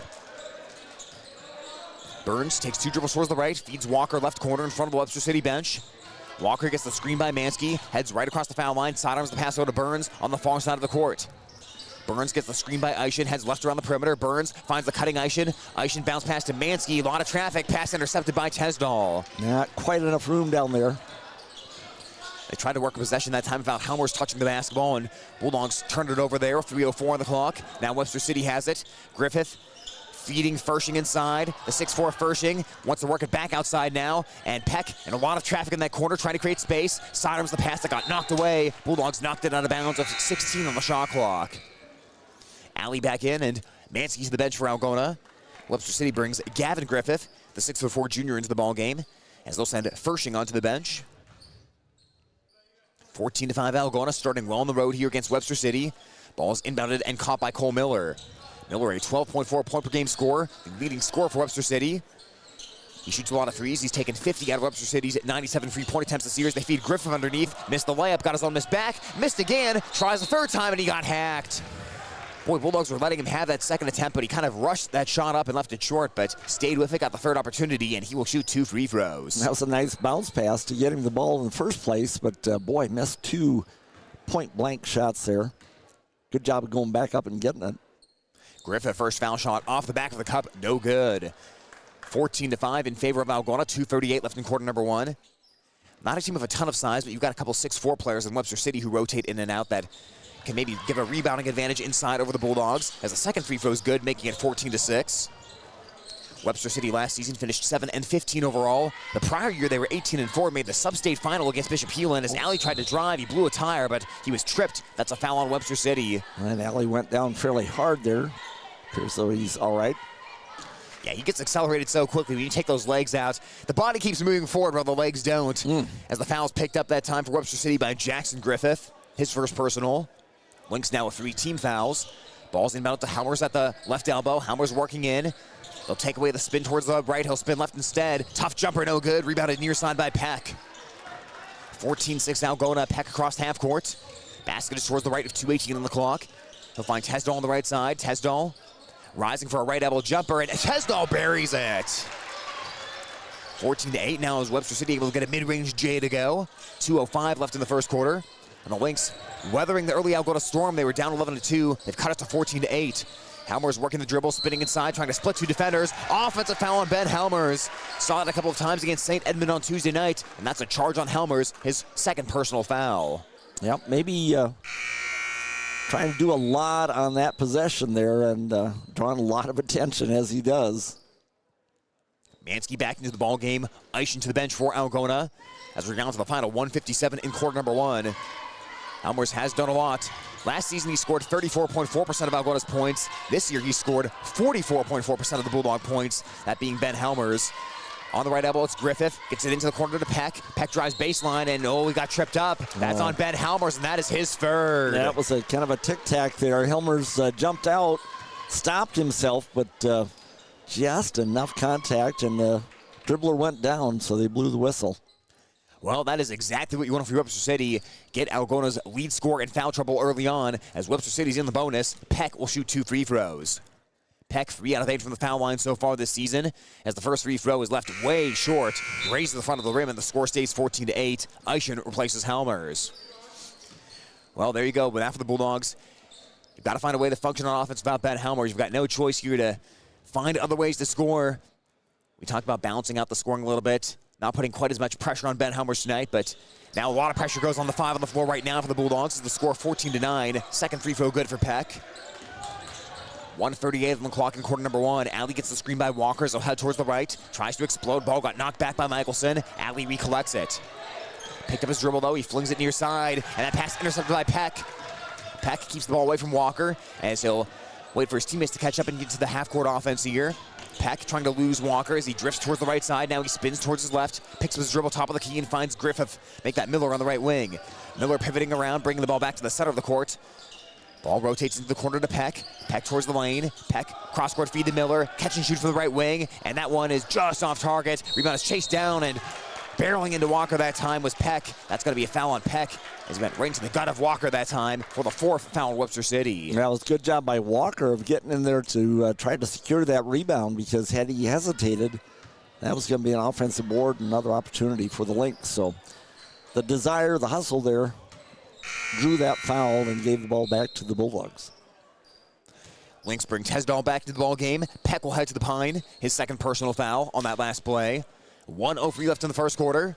An explosive start by the Bulldogs, but now game has slowed down a little bit here as Webster City has worked back into it. 14-9 Algona. Burns deep on the right side. He pumps, takes a couple dribbles towards the left side, trying to get into the lane now. Feeds Alley back beyond the perimeter at the edge of the Webster City logo. Dangerous pass to Mansky. Almost got it intercepted. Now near corner to Burns. Thought about driving, but he'll bring it back towards the center of the court to Walker. Guarded by Griffith. Getting low in his stance as the pass goes right side to Alley. 10 on the shot clock. The screen by Mansky. Alley left-handed dribble around it. And Alley, offensive foul. Went to the body of Tesdall that time. Webster City bringing some serious energy on the defensive side, taking away the Bulldog drives into the lane here. Yeah, they really are. That was a good job. And Alley, just as he does, he plays so fast. And that's 2 fouls on Alley. So the Bulldogs' top 2 scorers are on the bench now with 2 fouls each in the first quarter. And the 5'11 sophomore Landon Campy will come get Evan Alley as Coach Cecil discusses that last foul call for the referee. But you don't want Alley getting a 3rd foul here at the end of the first, so Campy replaces him. Webster City basketball right now. Shot clock is off. 24 on the game clock. Griffith picks up his dribble near the top of the key, pestered by Campy. Now he'll give it to Tesdall. He pulls for a 3. Rims out no good. Off of the board though by Miller, and he'll bring it back into the corner. 12 on the game clock. Shot clock is off. To the right side, it's Michelson looking for the baseline. Mansky stays in front. 7 on the clock. And Webster City had 2 players in the same area. They almost lost the ball. Griffith gets it left to Miller. Miller from way downtown. And the free ball is short at the horn. Algona leads 14-9, but a little bit of foul trouble right now for the Bulldogs as we head to the second quarter on Hometown Radio KLGA and the Algona Radio YouTube live stream. For over 40 years, Northwest Iowa bone, joint, and sports surgeons have maintained one mission: to provide excellence in orthopedic care. Their team of 9 physicians offers specialized care in everything from arthroscopic same-day surgery to joint replacement, as well as hand and foot surgery, and have an orthopedic surgeon on call 24/7. Healthcare isn't about appointments, it's about taking care of people, and that's their specialty. Visit Northwest Iowa Bone, Joint, and Sports Surgeons on the web at nwiabone.com. We've got more sports club members making this broadcast possible on Hometown and Home Country Radio. Algona Frame and Auto Body. We meet by accident. Water connection, from softeners to bottled water and service. Call 295-SOFT. Algona Pizza Ranch. There's so much to love. Cotton Gray Farm Management and Land Realty, downtown Algona. Trusted for farmland service needs since 1960. Algona Livestock. Sales every Monday. Countryside Barbecue Sauce. 2 sauces for all seasons. All bringing you this broadcast on the radio. Bulldog fans, this is Jacob Burns. You'll listen to Algona basketball on KLGA. Algona 14, Webster City 9. Bulldogs led 11-2 at one point, but the Lynx worked their way back into it at the end of the first quarter. And now, starting off the second, Ben Helmers with 3 fouls for the Bulldogs. He begins the quarter on the bench. Bulldogs have Mansky inbounding to Eischen. Burns on the floor as well as Walker and Campy. Eischen top of the key. Eischen looking left, nobody open, and a traveling violation on Eischen, who's pestered by Miller, and the Bulldogs cough it up on their first possession of the second. Lynx defensive pressure really pretty good. Bulldogs going to have to break to the ball, help out like that. That was 6 turnovers now against the Bulldogs. Algona averaging 12.5 turnovers per game this season. On the right wing, it's Griffith. Gets it into the lane to his fellow Griffith, Kevin Griffith. Now outside, it's Michelson. Michelson pivots around and shovels it back outside to Miller. Wings across to the right side. Pass intercepted by Campy. Campy outlet pass to Walker. Jumps, makes a great catch. He rises up, missed off glass, got his own miss back, and he kicks it out to Burns. Rotates to Campy on the left wing. Now he shovels the pass to Eischen, almost root behind him. Eischen looking for Walker. Walker cutting inside and kicks it back out to Burns. Burns driving in, Burns rising for a tough J from the lane, missed it, got his own miss back, and kicks it out to Mansky. Bulldogs getting second opportunities. Mansky feeds Walker, catch and shoot from the corner, in and out, no good. Griffith secures the rebound. Rising above everyone on that was Griffith. Bulldogs had a couple of opportunities, but Webster City recovered very quickly on defense after being out of position initially. On the left side, it's Griffith. Jackson Griffith pivoting around, takes one dribble, looking inside for Gavin Griffith, but the Bulldogs have him covered up. They'll find Tesdall instead. Tesdall spinning, Tesdall jumper, settles on the rim and drops in. Tesdall's had a couple nice mid-range shots tonight, a soft touch from that 10 to 15-foot range. And it's 14-11 now. Bulldogs lead down to 3. Burns hopping inside, Burns rising, Burns missing right, and Griffith snatches the rebound. And official timeout here, it appears, as the Bulldogs bring Helmers and Alley into the ball game. Walker and Campy check out. 14-11 Bulldogs right now. Webster City has the basketball. But Bulldogs got those first 11 points in about the first 2.5 minutes here tonight, and since then have not been able to produce a whole lot offensively. Now the Lynx have really turned up the defensive pressure, and of course Bulldogs had several minutes there without their 2 leaders on the floor. So Ben Helmers back into 3 fouls. Got to be smart here for Helmers. As Griffith has it in the high post. Griffith looks left to Griffith. It's Jackson Griffith with the ball right now. Looking to Gavin Griffith. Gavin back to Jackson in the corner with 6:14 on the clock. Bounce pass edge of lane to Fershing. Back out to Griffith. Into Griffith. Right-hander up. Off glass, no. Ball pinballs out to Eischen. Eischen out to Helmers. In transition, here comes Helmers. Looks to Alley. He was open, but a diving knockaway. What an effort by Jackson Griffith getting up there and swatting that ball away from Alley. A Superman-type dive down the floor. Yeah, it was excellent hustle again by the Lynx. Really playing hard. And that's sometimes what you have to do. If you're not a great high-octane offensive type of team, you've got to do those scrappy things and make life tough on the opponent. In that style of play, as Webster City's doing that tonight. They double-team Helmers. He fires left to Burns. Burns open look for 3. Squares up, and he hits it again! 3rd free by Jacob Burns. Now that's going to be a dimension for the Bulldogs and a dimension for the Lynx to try to adjust to. The freshman gaining confidence before our eyes. Jackson Griffith left corner. Looking to Gavin Griffith, and the pass knocked out by Eischen. The quick hands to swat that out along the baseline. 17-11 Bulldogs. 3 3-point balls so far tonight by Burns. He had 3 coming into tonight. As he's taken advantage of those opportunities now, shooting it confidently so far. Miller looking left corner to Michelson. Guarded by Eischen with 5:37 on the clock. 17-11 Bulldogs. Bounce pass goes to Miller. And we've got a whistle and a 3-second call. 3-second call on Fershing inside the lane, and the Lynx turn it over. Yeah, that's a call that years ago you see quite often and hardly ever anymore. Maybe it's because of that vibrant purple paint that colors the painted area. Makes those players stand out a little more, especially with the white uniforms. Yeah, those white sneakers really show. Top of the key, it's Eischen for the Bulldogs. Bounce pass to Helmers, left block, rising for a jumper, line drived it, and Gavin Griffith secures the rebound near side. We've got a whistle on a foul in the backcourt going against the Bulldogs here. Their second of the quarter. Oh, that's Evan Alley. That's his 3rd. Boy. Alley and Helmers both with 3 fouls now. It's hard for a kid like Evan Alley's coming out of the ball game again, but it's hard for him to back off, play slow, because that's just not his nature, not his athleticism, and that's tough. 5 minutes left in the second quarter, and Alley has 3 fouls already. And he's replaced by Levi Walker. This is the tough thing for the Bulldogs. Your defense thrives on being aggressive and running guys in the ball handlers and trying to double team and rotating quickly, as there's a short corner jumper, partially blocked, but Webster City gets it back. Fershing gets it outside the Miller. Now you might have to be less aggressive with Helmers and Alley in foul trouble, and that could change the way the Bulldogs play. Here's the drive, a nice attack with the bucket, but Tesdall missed from close range, got his miss back, and got it into Miller. Fresh opportunity for Webster City. Inside Fershing. Fershing against Eischen, and he scoops it up and in. Webster City just scrapping right now, down by 4 against the Bulldogs, 17-13. Helmers heading towards his left side on the wing. He's been quiet scoring tonight, and a great find of Walker underneath for the point. Nice communication there. You can see Helmer's kind of looking, and Walker sneaks in on the baseline on the weak side there. Nice job. That happened so fast, too, as Helmers just lulled the defense to sleep with the dribble and then just snapped that pass to Walker. 19-13 Bulldogs, the assist by Ben Helmers. Averaging just under 2 assists per game as Helmers now intercepts the pass in the lane. He gets out and runs across the Webster City logo. Feeds the no-look pass to Mansky. Gets it to Burns on the left wing, a 4:05 left on the clock. Quarter number 2. Burns a couple of dribbles towards the right, heads across the foul line, feeds Eischen near side of the court. Eischen looking for the baseline, brings it back outside to Mansky, and now to Helmers. Guarded by Griffith. Helmers looking for the screen. Here comes Eischen. Helmers won't use it. He'll head left instead. Rises for a short corner Jay. Off the back of the cup, no good. And Miller got the ball knocked out by Walker. He came flying in to try to dislodge that one, but Walker touched it last as the Lynx get the ball. So Bulldogs up 19-13 here in a grinded out type of first half at Webster City.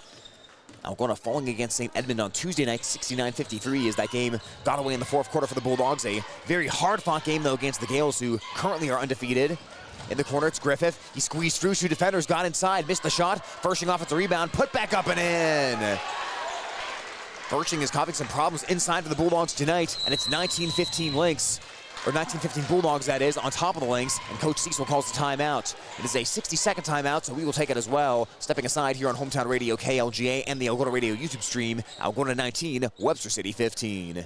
We've got more sports club members making this broadcast possible on Hometown and Home Country Radio. TAFE Wellness Center in Algona and Armstrong, keeping athletes in the game with chiropractic care. Take charge of your health. Lichter's Garage Door Service and new installations. A reputation you can trust. Call 515-295-5988. Ed Service Station. Service you can trust. J&J Custom Meats, continuing the traditions in Whittemore. Ulrich Construction. Let them do the work. Sports Club members bringing you this game. Hey Bulldog fans, this is Ben Helmers. You're listening to Algona Basketball on KLGA. Algona 19, Webster City 15, as we play here in the second quarter on Hometown Radio KLGA and at the Algona Radio YouTube live stream. The Bulldogs dealing with some early foul trouble, free by Evan Alley and free by Ben Helmers, but we're starting to see a little better ball movement on offense. A couple nice assists by Ben Helmers so far tonight, taking advantage of the attention that he's being paid by Webster City. Bulldogs looking for that first NCC win of the season. Their only conference game is against St. Edmund so far. First 3 games, non-conference affairs. Webster City 1-1 in the NCC up to this point. Bulldogs come out on the floor right now. Burns, Mansky, Walker, Eischen, and Helmers, as Alley sits on the bench with 3 fouls. Webster City responds. They have Furshing on the floor, Michelson, Miller, Griffith, and Tesdall. As Helmers has it left wing, 3:14 on the clock, and aggressive defense there. He got run into by Griffith. Foul number 1 of the quarter on Webster City. Yeah, Griffith nods his head right away in agreement. He knows he fouled there. Lynx really playing aggressive all over the floor, trying to get in the passing lane and not giving Helmers any room, of course. Second foul on Jackson Griffith. Pass goes near side to Walker. Walker almost got tripped up there by Michelson. Bounces the pass up top to Mansky. Mansky, the Bulldog assist leader so far this season, goes left to Walker with 3:01 on the clock. Walker towards the lane. Offensive foul on the Bulldogs. That is going to be on Eischen setting the screen. Number 3 on the Bulldogs this quarter as Eischen picks up his first personal. And the score stays 19-15. Lynx jog the ball across half court. Webster City has not scored over 50 points in the game so far this season, but they played some pretty good defense here as Michelson gets down to the baseline, rises for a jumper. Helmers blocked it, and Burns throws it back in. Here comes Helmers. Out to Mansky. Makes a great catch. Got inside. He scored, but did he travel? Yes, he did. That was a highlight reel play on all ends by the Bulldogs, but Mansky knew the boundary was coming. He tried to stop so quickly and just traveled at the very end right there. Yeah, tough break for the Bulldogs. Really a nice save on that rebound down here. 19-15 Algona. Webster City's taken quite a few mid-range shots so far tonight. Trying to take what the defense gives them as Griffith wings it across. Oh, they had a wide open man. Michelson was cutting along the baseline to the bucket, and Griffith sailed it over his head. That looked like an easy 2 for the Lynx as the Bulldogs catch a break right there. Yeah, would have been an easy 2, but again, good pressure defensively there. Made him throw that ball high, and it just sailed on him. Helmers brings it across half court. 2:24 to go until halftime as he drifts towards the right side. No look pass inside, intercepted by Miller. That ball was intended for Burns as Miller now jogs up the floor. Guarded by Walker is Miller. Now he'll get it over to Michelson. Far side of the court. Michelson, 8.8 points per game. A nice feed inside of the cutting Miller, and he scores. Miller gave it off in the corner to Michelson. Got it right back, and it's a 2-point game, 19-17. Michelson also 2.5 assists per game. Got one right there. Helmers jumping inside, feeding Burns. Spins left. Burns off glass. No. Helmers off of the board. Helmers put back up and in. Helmers a nice pass initially and then stayed with the play to get that offensive board among a lot of traffic. And it's 21-17 Bulldogs. That was huge. A big basket there. Splitting defenders, Tesdall, he stops at the foul line, feeds Griffith in the corner. He pumps, he drives, stopped in the lane by Burns, and his pass intercepted by Helmers. Helmers runs the floor, 3-on-2 Bulldogs. Helmers trying to find Walker. Ball got tipped around, and Webster City steals it. Tesdall batted it into Michelson. Bulldogs misses transition opportunities. Michelson runs the other way. Michelson lost control of the ball, but Mansky reached in there and committed the foul. That'll be foul number 4 on the Bulldogs of this quarter. Next one puts Webster City in the bonus. Just the first personal on Nathan Mansky. It'll be Michelson from the near side baseline of 1:22 on the clock. Michelson looks. Michelson gets it into Miller on the right side. Miller a 3-point look, and Miller off the back of the cup, no good. Ball batted around and taken in by Eischen. Miller's the one Webster City player you really don't want shooting the 3 as Walker got hacked in transition, and he'll shoot 2 foul shots. Miller has attempted 53 pointers this season. Webster City has attempted 97 as a team, so Miller has taken over half of those. Got a good look there, but couldn't knock it down, and then good transition ball there by the Bulldogs, getting Walker to the foul line here of 1:13 left in the first half. Walker so far this season, 2 for 2 from the foul line. Wearing the bright blue shoes down on the court as Walker spins that first one up and in. 22-17 Bulldogs. Helmers will check out and Campy will check in. Helmers a free foul, so you don't want him playing a whole lot of defense here in the final 1:13 of the first half. You want to keep him clean of foul trouble as Helmers and Alley both sit on the bench right now. Second free throw by Walker, and he splashes that one in as well. 23-17 Bulldogs. Webster City quickly the other way. It's Michelson, stopped by Mansky along the baseline. He pivots. He tries to fight that ball through contact, and the Bulldogs intercept it. And then offensive foul. Campy had that ball. He was kind of stumbling, and he tried to brace himself off of Griffith, and he committed the offensive foul on that one by leaning off of Griffith. That's foul number 4 against the Bulldogs of this quarter. Actually, foul number 5, I beg your pardon. Well, that's turnover number 6. The Bulldogs have turned it over 11 times here in the first half. No, I beg your pardon, foul number 4. They brought the Bulldogs up to 5, then they brought it down to 4, then to 3, now back up to 4 on the scoreboard. So just insert any number and put it there. Who cares? Pass into the lane, knocked away by Burns, batted around. Oh, went right to Miller, and he scored. Wow. Follow a bouncing ball, and Miller did just that. Just in the right place, right time. That ball pinballed 2 or 3 times on its way to Miller, too. 23-19. Webster City sticking in there against the Bulldogs. Campy with the ball right now for Algona. 35 seconds left in the quarter, 21 on the shot clock. Campy looks right side to Burns as he is guarded by Fershing. Here's the screen by Eischen. Burns bumping with Griffith. Burns looking left side now into the corner to Campy. 23 seconds left in the quarter. Campy crosses over. Campy stopped, lost the ball. Michelson takes it away with 18 seconds left. Webster City can have the last possession if they want. Tesdall thought about running, but then slowed it up. 12 seconds left in the quarter. Griffith on the left side. He pumps, he drives. Griffith jumps stopping inside, kicks it out. It's a right side free ball by Tesdall. Left it way short. Rebound is batted around. Eischen throws it in. Webster City got it. In the corner, it's a free ball. Fershing. In and out, no good. Risky move there by Eischen. He threw it back in on his own side of the court, and Webster City got one more shot off, but it did not fall, and the Bulldogs maintain the lead at the end of the first half. Algona 23, Webster City 19 as we hit intermission on Hometown Radio KLGA and the Algona Radio YouTube live stream.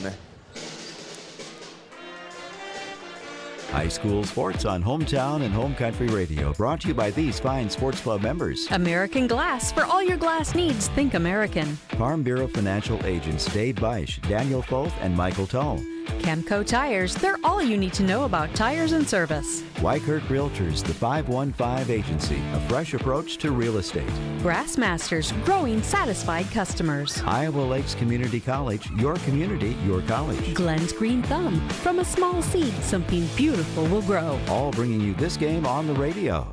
More sports club members. Lusher Family Dentistry, serving your family since 1965 on Call Street in Algona. Algona Plumbing and Heating, where a good flush beats a full house. Kasuth Regional Health Center, your home for health care. Walker Chiropractic and Wellness, caring for Algona, Sway City, and surrounding areas with chiropractic, nutritional, and physical therapy services. Reeves Wicked Good Bar and Grill, for wicked good food, drinks, and service, you gotta go to Reeves. High Point Land Company, your trusted land partner in Algona. All bringing you this game on the radio.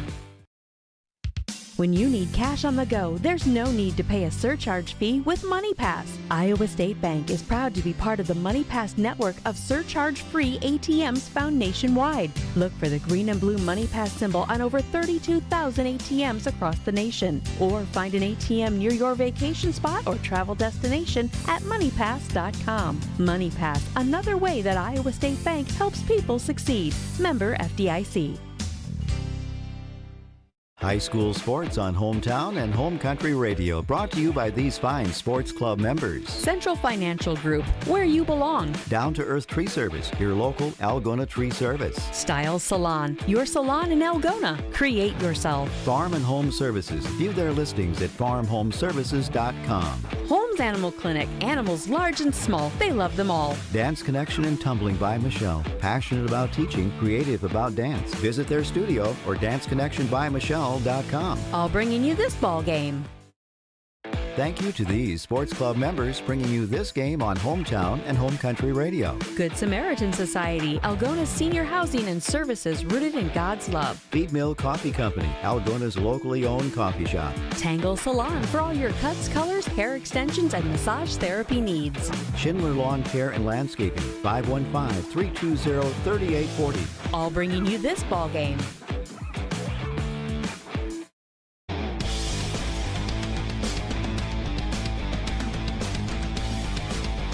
Time from Webster City High School as the Algona Bulldogs lead the Webster City Lynx 23-19. The Bulldogs looking for their third win of the season, as are the Lynx right now, and it's been an interesting game so far up to this point. Bulldogs had an 11-2 lead initially. Bulldogs led 14-9 at the end of the first quarter, but the Lynx have stuck around all game long. They've never led, but they have not let the Bulldogs get away. Webster City outscored Algona in the second quarter, as well as they outscored the Bulldogs 10-9 in that one. Scored halftime 23-19 in favor of Algona.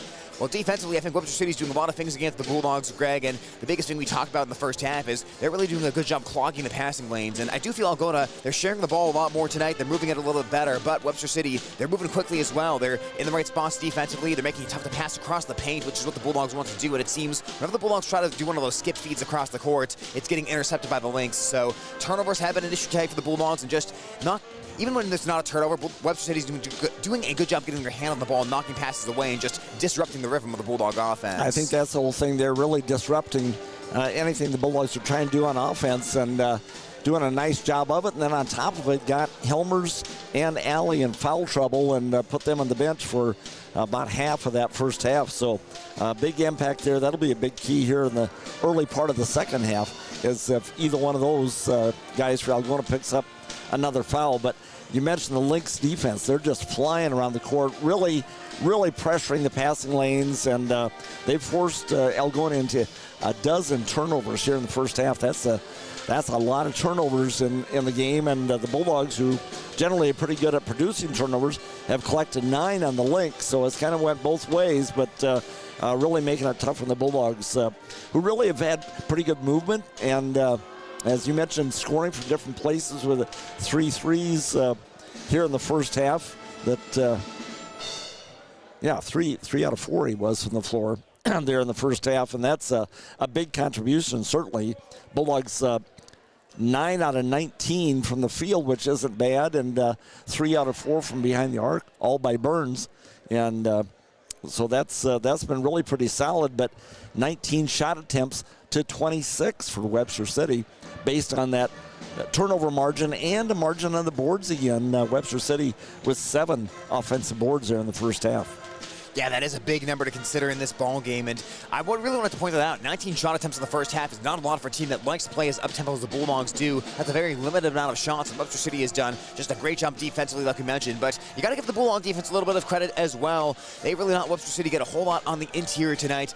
Webster City's done a lot of shooting from mid-range, some free-point shooting. They've got a couple bigs, they've gotten a couple offensive rebounds tonight, but not a whole lot of the Webster City scoring tonight has come from the interior, so Bulldogs are playing well defensively, but now I think in the second half you have to watch the way you play defense. Obviously, you don't want Ben Helmers or Evan Alley to pick up those 4 personal fouls early on, so you need to carefully measure how aggressively you want to play defense in the second half. Yeah, you really do. That's defense is a trademark, really, of both these teams, and so the Bulldogs aren't going to want to change their style of play, but you've got to play smart if you're going on the court with 3 fouls and not do any extra bumping or reaching that might draw a whistle. So it's going to have to be tough defense, but careful defense for the Bulldogs heading into the second half. And then on offense, just you got to be conscious of the Lynx. I think one play that maybe epitomized the effort the whole first half was number 11, I think it was, for the Lynx, diving from the free throw line to knock a pass for the Bulldogs in transition.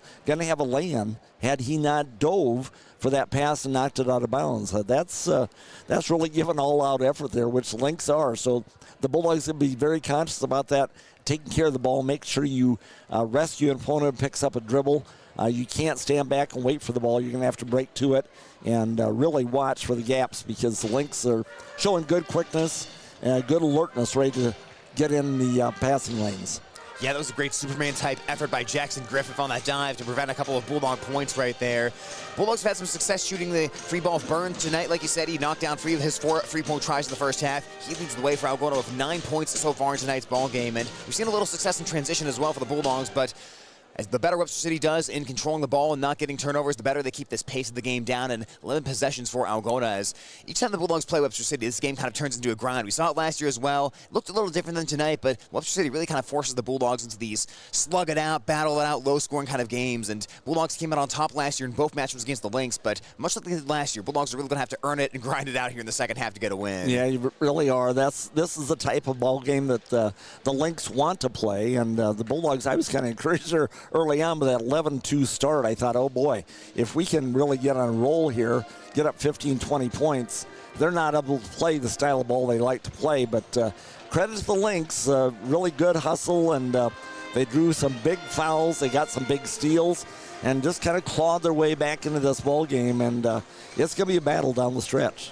It'll be a battle in the second half. Algona has won their last 3 matches against Webster City, including 56-41 and 47-44 last season. Right now the Bulldogs on top, 23-19 at the half. We'll break for a quick timeout. Second half basketball action coming up next after this on Hometown Radio KLGA.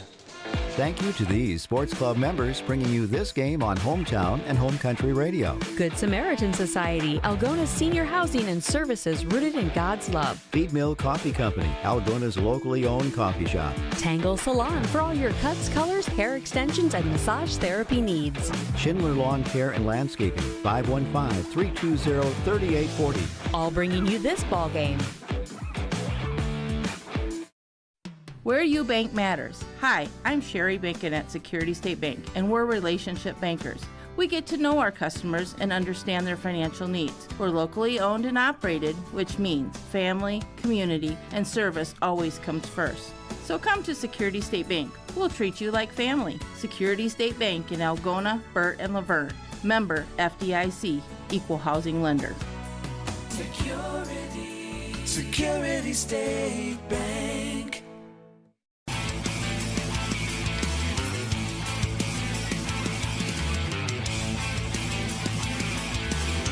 Start of the second half from Webster City High School as the 2-3 Webster City Lynx take on the 2-2 Algona Bulldogs. Final game before winter break for the Lynx. Of course, for the Bulldogs, they play tomorrow against Bishop Garrigan in the Crosstown Showdown. But right now, Algona is focused on closing out the second half and getting their first NCC win of the season. Not going to be easy, though, as the Bulldogs up by just 4 at the break. Like we talked about at halftime, Bulldogs scored 11 of the first 13 points in this one. Lynx adjusted after that. They're playing really solid defense against the Bulldogs, and they are limiting the impact of Ben Helmers, who had just 4 points in the first half and had 3 fouls as well. well. Had to spend some time there on the bench. But now as we begin the second half, Evan Alley and Ben Helmers both have 3 personal fouls. They're going to have to play smart for the Bulldogs here and avoid picking up a 4th foul quickly. And certainly for Webster City, you're going to try to target them and see if you can do just that, get them into a 4th personal foul. Bulldogs come back out for their original 5 starters on the floor. Burns, Helmers, Alley, Mansky, and Eischen on the floor. Webster City, their original 5 starters as well, with Peck, Michelson, Tesdall, Miller, and Fershing. Rolling here in the third quarter, Webster City moves from right to left on the radio dial. Wearing the white jerseys right now is Fershing, feeds Peck inside. Oh, he pump fakes, he got Helmers to go by him, but he missed the layup, and Eischen brings in the rebound. Missed opportunity for Webster City on the first possession of the second half, and the Bulldogs have it as we'll have Burns bring it up the floor. Burns gets the screen by Eischen, top of the key, feeds Mansky in the right side corner, brings it left around the perimeter. Here comes Eischen with another screen. Mansky brings it outside to Helmers. Helmers flings it into the corner to Burns. Burns squares up, he drives. Burns got inside. Burns puts the layup up, but he puts it in. Burns having a nice ball game, nice fake there at the corner as they lunged at him and took it into the basket. 11 points by Burns. He had the defense making 3-point ball while he's making baseline drive. Here's a drive the other direction by Tesdall. Got inside, missed the shot left-handed. Cleaned it by Fershing in the reverse, and the score. Fershing had to reach back a long way for that one. That's those long arms, the 6'4" height, and a big wingspan for number 23 for Webster City. Helmers takes it left side. Helmers striding in, whips the pass outside to Eischen. Thought about pulling, thought better of it, and gives it over to Alley now. 1 minute gone here in quarter number 3. 25-21 Bulldogs. Helmers back to the ball at the foul line. The hesitation and the offensive foul. Well, again, they're calling Eischen for the illegal screen, apparently. Eischen will pick up what is his second personal foul. Bulldogs first of the quarter. Yeah, Eischen doing a lot of screening so far tonight, and that was exactly what happened on this first foul as well. An offensive foul and then an illegal screen. Pass got tipped. Alley bats it away right under the bucket of the Peck, and he lays it in. Yep. Volleyball pass there by Evan Alley, but went to the wrong team. There's a couple times tonight where the Lynx have just caught huge breaks. There was one there. Should have been a steal, and it ended up with an easy bucket for the Lynx. Yeah, Miller caught a batted pass for a layup in the first half as Helmers leaning in, and Helmers drawing the foul. Spinning around and recording himself and working his way to the free throw line for 2 shots. Again, that's vintage Ben Helmers there, moving with the ball and contorting so many different ways that he makes it tough on a defender to not end up with contact somewhere. Well, in spite of the seemingly low percentage shots Helmers takes, they're low percentage for other players. They're not low percentage for Ben Helmers. He's shooting over 51% from the field this year, and anyone who's watched the Bulldogs regularly knows there's a high degree of difficulty on a lot of his shots as he splits the free throws, and Fershing tracks down the rebound. Yeah, Helmers just has such a uncanny ability to control that ball from all angles. 26-23 Bulldogs. Helmers with the last free throw as the pass is thrown away by Webster City. Eischen in the corner, and a push on the Lynx. They were trying to influence him out of bounds, and the official caught that one. Foul on the Lynx, their second of the quarter. Griffith comes back into the ballgame as Peck checks out. Peck with his 4th personal foul, so one of the Webster City starters now on the bench of foul trouble. Bulldogs up by 3, 26-23. 2 minutes gone here in quarter number 3 as Helmers will bring the ball up the court this time. The 27-point per game scorer, who also grabs almost 7 rebounds per game for the Bulldogs. Burns on the right side, gets the Mansky screen, flings it inside to Mansky. Mansky pinballing against players, and they let them play on that one. Ball rolls out of bounds. It will stay with Algona. Yep. Had the big collision there for Griffith, but Coach pretty Cecil, inadvertent there. Yeah, Coach Cecil asking for a foul. They didn't give him room to land. Mansky into Helmers. Helmers center of the paint. Helmers spins left, adjusts and puts it in. That patient spin move by Ben Helmers, and it's 28-23. Like we said during the girls' game, if you can perfect that spin move, it is almost lethal against the defense. Tesdall flings it left side to Miller. Miller squares up for a 3-point look, and Miller knocks it down. Cole Miller, the outside shooter for Webster City, brings it back down to a 2-point game, 28-26. Now Helmers heading right around the perimeter. Switches to the left hand for the dribbles. He shovels to Mansky on the wing. Mansky driving in. Mansky got to the rack. Mansky scores the layup. Boy, that was high off the glass. Nice job by Mansky. A good amount of touch around the basket for Nathan Mansky. 30-26 Bulldogs. Mansky with the knockaway. Recollected by Tesdall for Webster City as he avoids the turnover. Bounce pass goes to Griffith. Looks inside, now bounces it into the corner to Tesdall. Drives baseline, squeezed by Eischen. He feeds Fershing, who sets it in. 30-28, a good inside game that time by Webster City, and back down to a 2-point game. Bulldogs just can't escape from the Lynx here in the third quarter. 4:41 on the clock. Eischen barreling inside, and that might be an offensive foul. Oh, a flop warning. They're going to flop? Yep. Oh, yeah, call a flop. Yep. And as I understand that rule, it's a warning. Yeah, it's a warning on the first one, which is correct. They got Griffith on that as Eischen, the ball, and Griffith arrived at about the same time. As they explain the call right now at the scoring table, and they're going to send Burns to the line here. They're saying team technical on Webster City. I was going to say, I thought that was a warning the first time, but they're saying team technical on Webster City for that flop call. So Bulldogs will have foul shots and possession here. As Burns 2 for 2 at the line this year. Missed long on that one. And he'll try again here for the Bulldogs, leading by 2. But yeah, we talk about points of emphasis in other sports. The NFL has their points of emphasis. I think that was a point of emphasis here for the high school officials this season as Burns converts on the second free throw. 1 of 2 there at the foul line, and it's 31-28. Yeah, it was a point of emphasis in the rule book this year, and the officials all trying to clean that up. Teams that play really aggressive defensively try to bait the officials into making calls by flopping and just falling backwards where there's not much contact. So they're trying to clean that up. Bulldogs have the basketball right now, up by 3. Eischen feeds the back-cutting Alley. He dropped the ball, though, and Griffith got it. And Griffith ran into Alley, and that's going to be foul Webster City. Oh, and Griffith had that one, and Alley comes up a little lame after that. And he says, I've got to come out, too.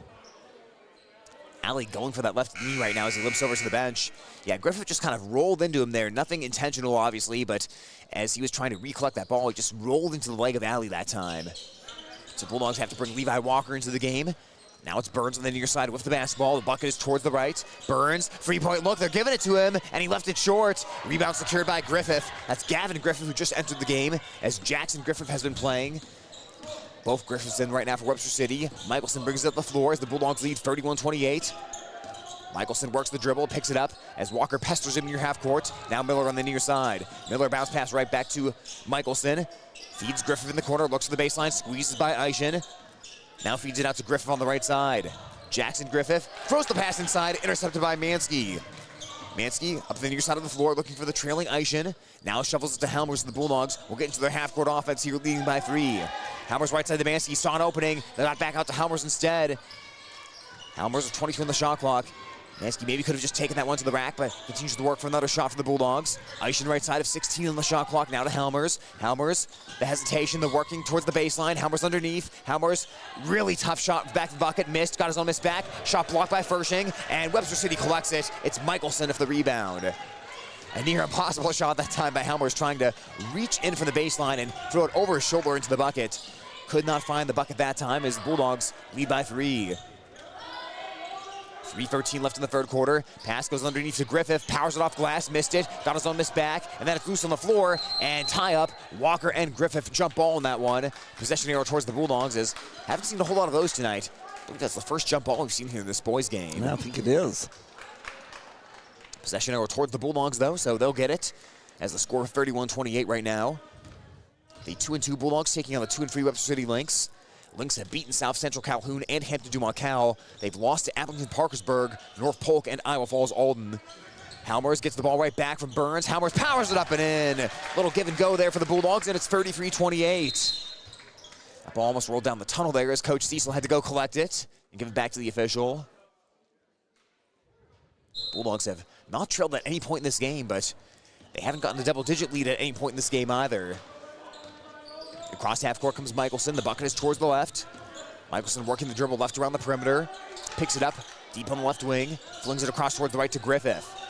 Jackson Griffith working the dribble now. Bounce pass near side to Michelson. Extra pass corner to Miller. Miller lets it fly, and he cans a three-point ball. That's 2 of them for Miller this quarter. Big shots. Miller, a 28% three-point shooter for Webster City. Back down to a 2-point game, 33-31. Helmers has 2 defenders running at him. Double teamed, finds Burns. Burns top of the key, thought about pulling. Gets the pass to Walker in the right corner, and then Walker went off his leg and out of bounds. The Bulldogs turned it over. Now, right before that, I think Webster City coaches are right. I think perhaps Burns did step into that shot and maybe had a travel that they missed, but nonetheless, the Lynx get it back. Well, you talk sometimes about plays that maybe aren't travels but look awkward, so the official called it. Yeah. That time it probably was a travel, but it looked so smooth the official didn't call it. Yeah, you're right. You can get fooled both ways. Griffith looks inside. He finds Fershing wide open, and we are tied. Webster City, some good high-low action that time, and we are tied at 33 apiece in the third quarter. 1:52 left. Webster City for a little energy injected. Halmers striding in. Halmers, offensive foul. Fourth foul by Ben Halmers. He barreled into Griffith. And now a technical foul. A technical foul gets called. We'll see who this one's on because there may have been some chatter there as the officials tried to sort everything out. We do know that is foul number 4 on Ben Halmers for sure, but now we will find out who the technical foul's on. I would guess maybe Helmers. It's either on Helmers or maybe Griffith taunted Helmers after that one. It was one of those two things, but I have to see what the officials said on that one because we'll see. There may have been some words exchanged between Griffith and Helmers after that play.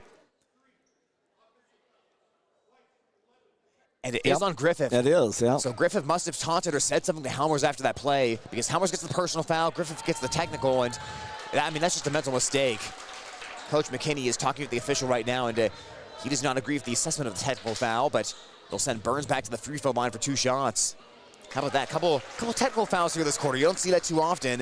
34-33 Algona as Burns delivers them the lead. Burns up to 12 points now tonight. Next free throw for Burns. That one no good as he splits the line again. The Bulldogs settle for a 1-point advantage. But now Webster City, you got what you wanted. That's foul number 4 on Ben Helmers. So either the Bulldogs have to have him sit on the bench, which they will, or he'll have to play really carefully in quarter number 4.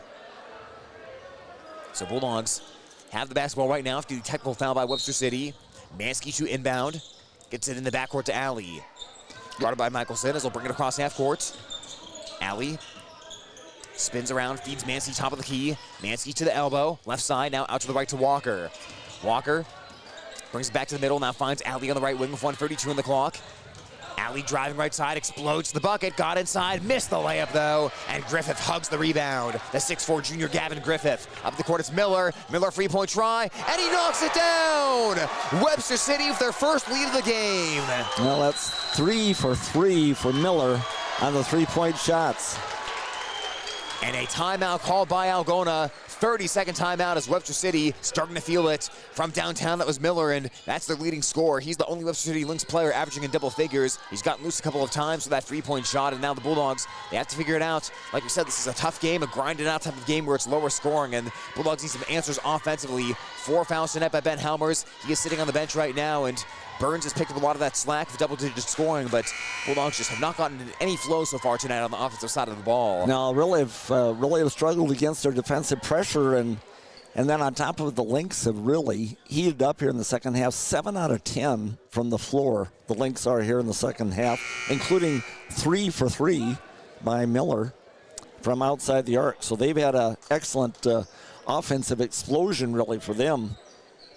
19 points at halftime, 36 now. So they've just about doubled their score here in this quarter, and there's still 1:15 left.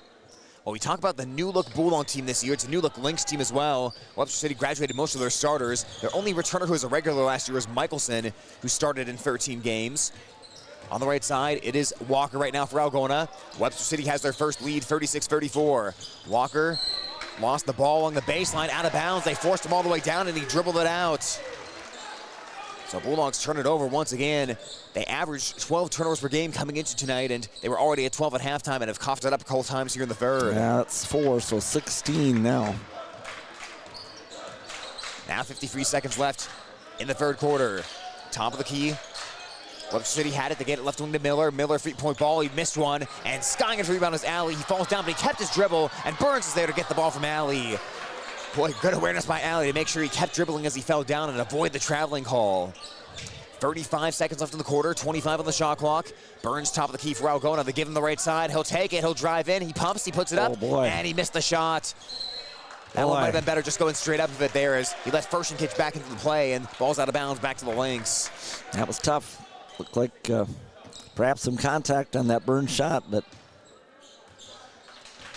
well, now Webster City can take the last shot if they wanted as Tesdall bursts into the front court, guarded by Walker, working across the Lynx logo. To the left wing now, 17 seconds on the clock. Up top, it's Griffith right back to left to Tesdall in the lane, peeled away. Burns getting tied up there with with Fershing, and that's going to be a jump ball. This time possession arrow towards Webster City with 10.7 seconds left in the third. Well, good effort there by Burns to tie that up. Switches the arrow. So arrow gets switched around. Webster City has the ball down to our left. They will inbound it to Miller. Keep a close eye on him if you're the Bulldogs. Walker guarding him. Miller with 6 on the clock gives it the ball, and Alley intercepts. 4 seconds, it got knocked away from behind. Alley trying to chase it down. He throws it back in, up in the air, and that is the end of the third quarter. A nice job knocking the ball away by Webster City and avoiding the quick run out by Evan Alley as the Lynx are in the lead. First lead of the ball game for Webster City. We are on to the fourth. 8 minutes of basketball left as Webster City leads 36-34 on KLGA 92.7 and at the Algona Radio YouTube live stream. Where you bank matters. Hi, I'm Sherry Bacon at Security State Bank, and we're relationship bankers.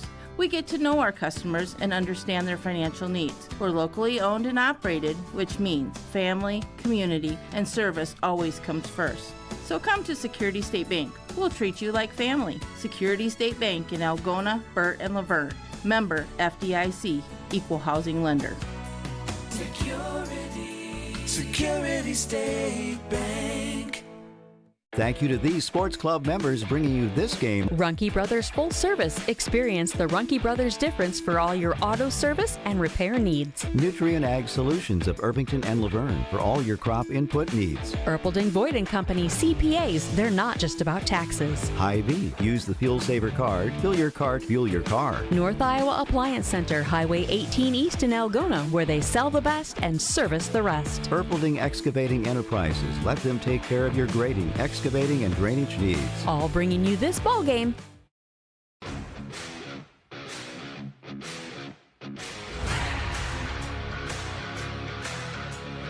Back here in Webster City, Iowa, where the Lynx have a 36-34 lead over the Algona Bulldogs. As we start the fourth quarter here on Hometown Radio KLGA. Bulldogs trailing for the first time today as got a timeout here to start the quarter. I think Bulldogs are getting close to 5 seconds there potentially, because they take a timeout right off the bat here to start the fourth. Bulldogs did get the ball in just as the whistle was sounding, so officials saw that signal for timeout just as it was being thrown in. Webster City had the 17-11 scoring advantage in the third quarter, and they take the lead 36-34. Right now, Bulldogs have 2 timeouts left. Webster City with 4. And if you're just tuning in, Ben Helmer's back on the floor, but playing with 4 fouls. And as we know, he's gotten a couple of offensive fouls the past couple of games, so got to be smart here for Helmers in this fourth quarter. But the Bulldogs do need him on the floor here to really perform to their max on offense. Walker inbounds to Helmers, and it's intercepted by Griffith. Yeah. Griffith wide open, and he'll roll it in. Wow. Yeah, Helmers had to back off there and not try to chase down that play with Griffith. And it's 38-34 Lynx as the defensive stifling continues by Webster City. They have really locked down the tough Bulldog offense as Helmers falls down. Everyone dives on the ball, and the official calls a foul from the baseline. Griffith has his jaw on the floor.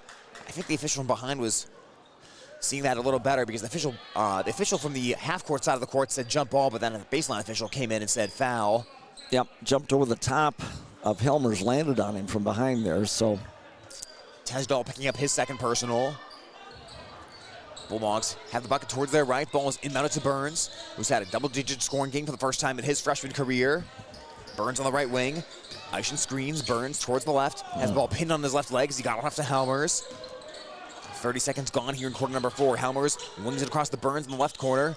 Burns has Michelson right up in his face as he works around the right. Now it's Helmers. Helmers driving down the lane. He stops. Ball got stripped away. Webster City took it out of Helmers' hand, and Helmers is down. He got hit on the elbow or something. Webster City with a 5-on-4. They feed Fershing underneath. Missed the wide open layup. Tried again. Shot got blocked. And Webster City has it again with Miller. Miller gets it out to a 3-point ball by Tesdahl, and he missed it left. Helmers is still down on the floor on the other side. Fourth opportunity, Webster City, and a tie up there in the lane. A jump ball as Michelson got locked up. Possession arrow towards Webster City. Helmers is hanging onto his shoulder right now as he heads to the Bulldog bench. He was down on the floor for a long time, and he immediately heads to the bench. Boy, that is a bad sign for Algona. Webster City 38, Algona 34. Bulldogs have replaced Helmers on the floor. Levi Walker into the ball game. Nathan Mansky, Evan Alley, Jackson Eischen, Jacob Burns all on the floor for the Bulldogs as Helmers gets 10-2 right now. Webster City with Michelson inbounding from the far side. 1 minute gone on the fourth quarter. Michelson, dangerous pass. He sailed it over Miller. Foot race. Walker trying to chase it down, and Miller got to it first. Half a step ahead of Walker. All the way in the backcourt along the baseline on the Bulldog side. Now it's Griffith slicing in. Griffith, nothing there.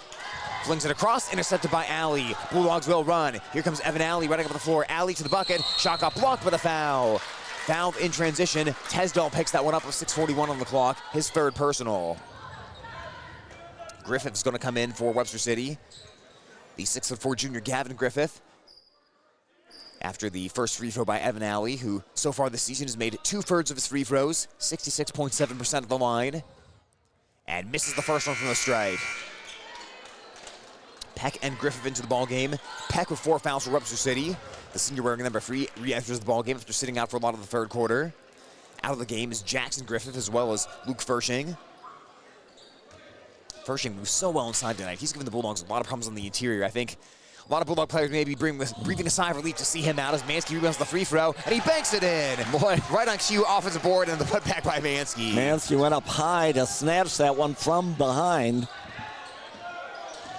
He is a great athlete for the Bulldogs. Griffith in the high post, had the pass knocked away by Alley and taken by Mansky. He runs the floor. Mansky left side, bounce pass to Walker. He pumps, hesitates, blocked by Griffith. Right back to Mansky. The turnaround off glass, no. Tipped and taken by Walker. Offensive board. Mansky on the right wing, driving in, got the ball poked away though. It was knocked out by Tesdall and taken by Peck. Peck runs the floor now for Webster City. On the right side, he spins center of the lane, scoops it up, and he scoops it in. Spun away from the defense that time. 40-36, Webster City. They got out in transition, and the Bulldogs missed several good opportunities on that last possession. Right corner to Walker, guarded by Peck. Now finds Eishin back to the bucket. Out to Burns, top of the key. Picked up his dribble, flings it over left wing to Mansky with 5:46 on the clock. Bulldogs are going to need a big fourth quarter by Mansky. He drives in, left the ball behind, and got it back. Now outside to Eishin with 12 on the shot clock. Flings it right wing to Burns. Burns now to Alley, 7 on the shot clock. No forward progress yet for the Bulldog offense. Alley's got a drive. Alley got inside and he scored. The quick first step by Evan Alley, and it's a 2-point game. 40-38. Bulldogs played a very tight game at Charles City early in the season. A more high-octane game as the Bulldogs rallied to win that one, 70-68. Now in a 2-point game with Webster City, 40-38. Tesdall on the right side, a crunching screen thrown by Peck. And a free second call in the lane against Griffith for Webster City. Webster City fortunate that wasn't Peck's 5th foul because he threw an absolutely crunching screen on Alley around that 3-point line. Yeah, there was a ton of contact. That was a collision over there, but Bulldogs get it back on the 3-second call. Yeah, Webster City's gotten called for a couple of those so far tonight. Their big men have liked to hang out in that purple paint area. Eishin working in, deals into the corner. They rotate around to Alley, left wing 3, and it rims out. Fight for the rebound and contact. A foul on the rebound against the Bulldogs. That one is picked up by Eishin, his 3rd personal foul and first team foul of the quarter by the Bulldogs. Things getting very physical now here in the 4th quarter. And nothing that you wouldn't expect in a matchup between these two teams. I will say this officiating crew has been hearing it from both coaches so far tonight. Coach Cecil for the Bulldogs and Coach Ratcliffe for the Lynx. As here comes Michelson, he'll walk the ball up the court. Webster City maintaining a 2-point lead. They have not trailed in the 4th quarter since taking that lead late in the 3rd. Peck in the corner, feeds it to Griffith underneath. Griffith in the corner to Miller, look out, 3-point ball, too strong. Rebound is fought for by Burns and he has it. Burns skying above everyone, gets it to Eishin, now corner to Walker on the other end. Walker sees the baseline, gets the pass to Alley in the corner. Alley now drives baseline on the other side, sails in, got the score! Boy, did he get up quick there, just an explosive jump. Got that shot for Alley. And almost just palmed that ball off the backboard too with the angle he was able to create. 40-40 tie. Fershing back in, he's working in the post. A great pass and he finds Griffin for 2. Block to block that time for Webster City. 2 low post players working right there and a 2-point lead for the Lynx. Mansky at the controls right now for the Bulldog offense. Helmer sitting on the bench dealing with a shoulder injury. Pass knocked away by Griffith, out of bounds. Bulldogs will keep it. Griffith extremely active on defense. And Coach Cecil telling his team, hey, cut a little bit more. You wanted some more activity on offense that time. 3:52 on the clock now. Lynx back in front by 2. Mansky to trigger the inbounds play from the near side. Finds Eishin in the corner. Faces the bucket. Guarded by Griffith. Feeds the cutting Alley. Got to the rack and he scored it. We are tied at 42. Evan Alley coming alive here in the 4th quarter. And he has to if Ben Helmer's on the bench. Lynx trying to answer now. Peck on the far side of the floor. Bulldogs Have Walker in front of him. Now it's a three-point ball on the way, and knocking it down is Michelson from the white ring. 45-42. Boy, oh boy, we go back and forth here in the fourth quarter. Bulldogs have tied it twice. Webster City has responded both times. Now can the Bulldogs respond? The knockaway, ball is out of bounds. It will stay with Algona. Miller thought that one went off of Walker, but the officials disagreed. Walker from in front of the Lynx student section across from us. Walker lob to Burns. Yep. Look out, it's jumped by Fershing. Fershing runs the floor. Alley tries to block it. Fershing missed. The cleanup and the miss by Michelson. Third opportunity, and Michelson puts it down. Webster City staying active on the offensive glass, and it's 47-42. Lynx largest lead of the night. Loose ball on the floor. It's thrown into the backcourt. That's going to be an over and back. It took a second to call that one, but definitely the right call there, as there was no change of possession, and the Bulldogs turn it over. Well, the defense of Webster City has really got the Bulldogs frustrated. We got a timeout coming up here, a full one. Timeout by Coach Cecil. The Bulldogs have one timeout left as the Bulldogs try to get organized. 2:56 left in the fourth. Webster City 47, Algona 42 on Hometown Radio, KLGA. More sports club members. Lusher Family Dentistry, serving your family since 1965 on Call Street in Algona. Algona Plumbing and Heating, where a good flush beats a full house. Kasuth Regional Health Center, your home for health care. Walker Chiropractic and Wellness, caring for Algona, Sway City, and surrounding areas with chiropractic, nutritional, and physical therapy services. Reeves Wicked Good Bar and Grill. For wicked good food, drinks, and service, you've got to go to Reeves. High Point Land Company, your trusted land partner in Algona. All bringing you this game on the radio.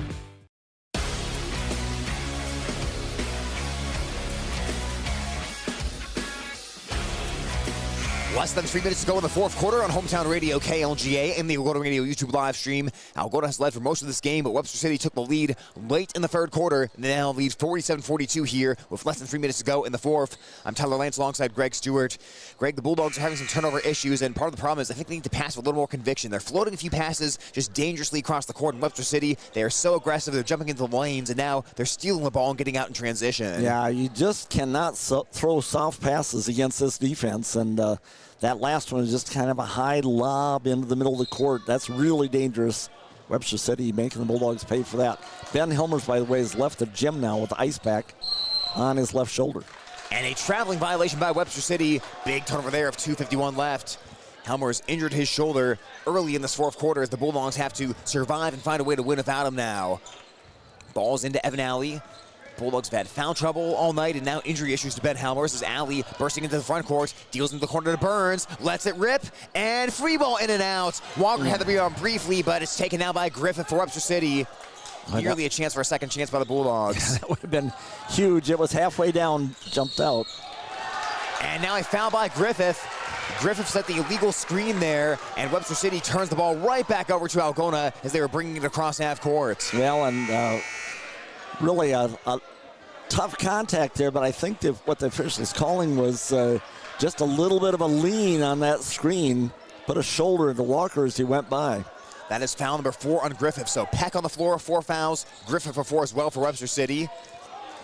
Eischen catches the ball. He threads to Mansky. It's off his hands and out of bounds. Wow. 2:28 left. Now the Bulldogs up to 22 turnovers in this ballgame now. Yeah, Webster City has gotten the Bulldogs into the exact kind of game Webster City wants, the exact kind of game the Bulldogs don't want. Now Algona will show a little pressure in the backcourt, but they'll back off here once the ball is inbounded. Boy, Griffith is such a hard-nosed player for Webster City. He has given the Bulldogs fits tonight, and Coach Ratcliffe takes a 30-second timeout as we will keep it right here. But you can see the identity of these teams developing, and you talk about finding identity early in the season with both these teams, both a lot of changes in this Webster City team. I think this is going to be the case all year for them. Grind it out, get the teams down in the mud, the game where there's a lot of fouls, a lot of turnovers, and a lot of defense. And we saw this last year as well. The Bulldogs came out on top in a close game like this. Right now, Webster City has the Bulldogs in a tough position down by 5 late with no Ben Helmers. Yeah, it's very tough right now. Each possession is going to be critical. That last one, Burns 3, just rattled out, and that would have been huge. But Bulldogs got to play good defense, not foul, and make the last possessions in this ball game count. Still anybody's game, obviously, with just 5-point separation here. But as I said, each possession is getting increasingly important. You know, a 5-point lead's a 5-point lead, but if this game was 80-75, it'd feel like a comeback was imminent. It feels tough right now, 47-42, of how hard each bucket has been to get. Points have been hard to come by both ways. And now in trouble is Peck. We got it away in the corner to Tesdall. Drives the baseline, forced down low. Got it in the lane to Miller. Miller got pushed and he put it down. 3-point play opportunity. Check that. That was Michelson, I beg your pardon, but a great shot by Michelson to the lane. He got pushed in the back and he scored. It's 49-42. Bulldogs had defended really well, had him pinned on the baseline, but as the Lynx have done several times tonight, they found somebody coming right down the lane to help out. And the free throw is good. I'll say this for Webster City, they pass extremely well in condensed spaces. They really work the ball in that paint extremely well between a couple of bigs. When they had the pin on the baseline like you just saw there, they got out of it. Now 2 minutes left. 8-point Webster City lead, their largest of the night. Campy for Algona gets it outside to Burns. Burns working the dribble and flinging it left side to Campy. Campy driving in, Campy rising for mid-range jag, and he knocks it down. Fresh off the bench. Yeah, that big shot, and there's that confidence off the bench. They're really critical. 2-possession game right now, 1:37 left, and nearly a steal by Eischen. He jumped that pass intended for Miller, and Coach Radcliffe telling his team, hey, be more careful with the ball right there. 1:36 left. Bulldogs could sure use a turnover right here. Miller into the backcourt as he will find Tesdall. 1:33 left. Tesdall in the corner to Miller. Bounce passes the post to Furching. Shovels it back outside as it's Peck slicing in. That's got to be an offensive foul. Yes, it is. Yeah. That was an offensive foul. You could see that coming from a mile away. Picked up by Peck, and he is done for the night. 5 fouls on Peck. This has been a game of a lot of fouls. We've seen Peck play for a long time before. We've seen Ben Helmers play a 4 for a time tonight as well. And Webster City will be without him for the final 123. Eischen on the right side. 1:18 left. Gets it over to Campy, who had the big jumper earlier, getting it down to a 2-possession game. Lost the ball. Loose on the floor. That's going to be a tie-up. Jump ball here as the possession arrows towards Algona. That aggressive defense of Michelson able to force the tie-up right there. This Webster City team just creates so much energy on that side of the court. Bulldogs will stack up 3 players in front of Walker, the inbounder. They have Mansky down low on the block. Walker from the Bulldog bench gets it into Burns at the edge of the Webster City logo. 1:07 left. Bulldogs down by 6. They need a bucket. They screen Furching. The ball goes into the corner to Campy, who jumps and catches. 10 on the shot clock. A crossover by Campy. Campy got stripped. Here comes Griffith the other way. Griffith takes it coast to coast, scoops it up and in. 52-44 Webster City. Griffith wreaking havoc on the Bulldogs. Eischen squares for a 3. No good off the back of the cup. Rebound chased down by Walker. 43 seconds left. Right side to Burns. Got to get moving here, Bulldogs. 38 seconds. Burns tries the 3, and Burns knocks it down. Burns just sidestepped into that one. He was open. He took it, and it's down to a 5-point game, but a lot of time has passed. We're down to 35.9 seconds left as Coach Cecil takes his final timeout. We will keep it right here. Burns has gotten all the big shots Algona has needed tonight, Greg, but down by 5 with 35 seconds left. Now you try to force a quick turnover here if you're the Bulldogs on defense and try to somehow work your way back into this one. Yeah, you probably got to get a quick turnover or foul, and Bulldogs only 2 team fouls right now, so they're going to have to foul 3 times in order to get them to the free throw line, but you've got to go for the ball and go for the steal. Try not to give up an easy bucket because another score by Webster City could kind of come close to wrapping this thing up. Going back to the last possession for the Bulldogs, again, so impressed with the freshman, Burns. You're in a point in the game where you got to score and everything is jacked up a little bit, but he paused on that shot to make sure he had himself settled before he went up and nailed a huge 3-point shot there for the Bulldogs to get him back in this one. 2-possession game. The Bulldogs smartly put Evan Alley on the bench here. You don't want Evan Alley fouling in this situation. You want someone with less fouls doing that, so you don't have your top leading scorer right now who remains getting into foul trouble. Helmers is back on the bench right now for the Bulldogs, but he has his entire upper body wrapped up in tape right now, so obviously he is done for the night, as we established earlier on. Well, like I said, 4 fouls on Webster City, 2 on the Bulldogs. Algona down by 5 right now, and just 35.9 seconds remaining. So if you're the Bulldogs, you bring out this full court press, you try to steal it, or you can try to force a 10-second call here, but as soon as Webster City gets across half court, you are going to need to foul pretty quickly. Miller gets into Michelson in the backcourt. Michelson back to Miller. Bulldogs run Walker at him. Miller weaving, and it's going to be tied up, and it's a jump ball. Oh, wow. Possession arrow is towards Webster City, but that'll flip the arrow around. Yep, that's big. Took 6 seconds off the clock, but I thought that might be a foul coming, but good job, Bulldogs. Get the tie up. That's a good job by the official, too, not anticipating the foul. You've got to make the right call there, because sometimes you think the team's going to foul and they don't do it, and it gets called. As bursting into the front court, it's Tesdall. Now you've got to foul him, and the Bulldogs do.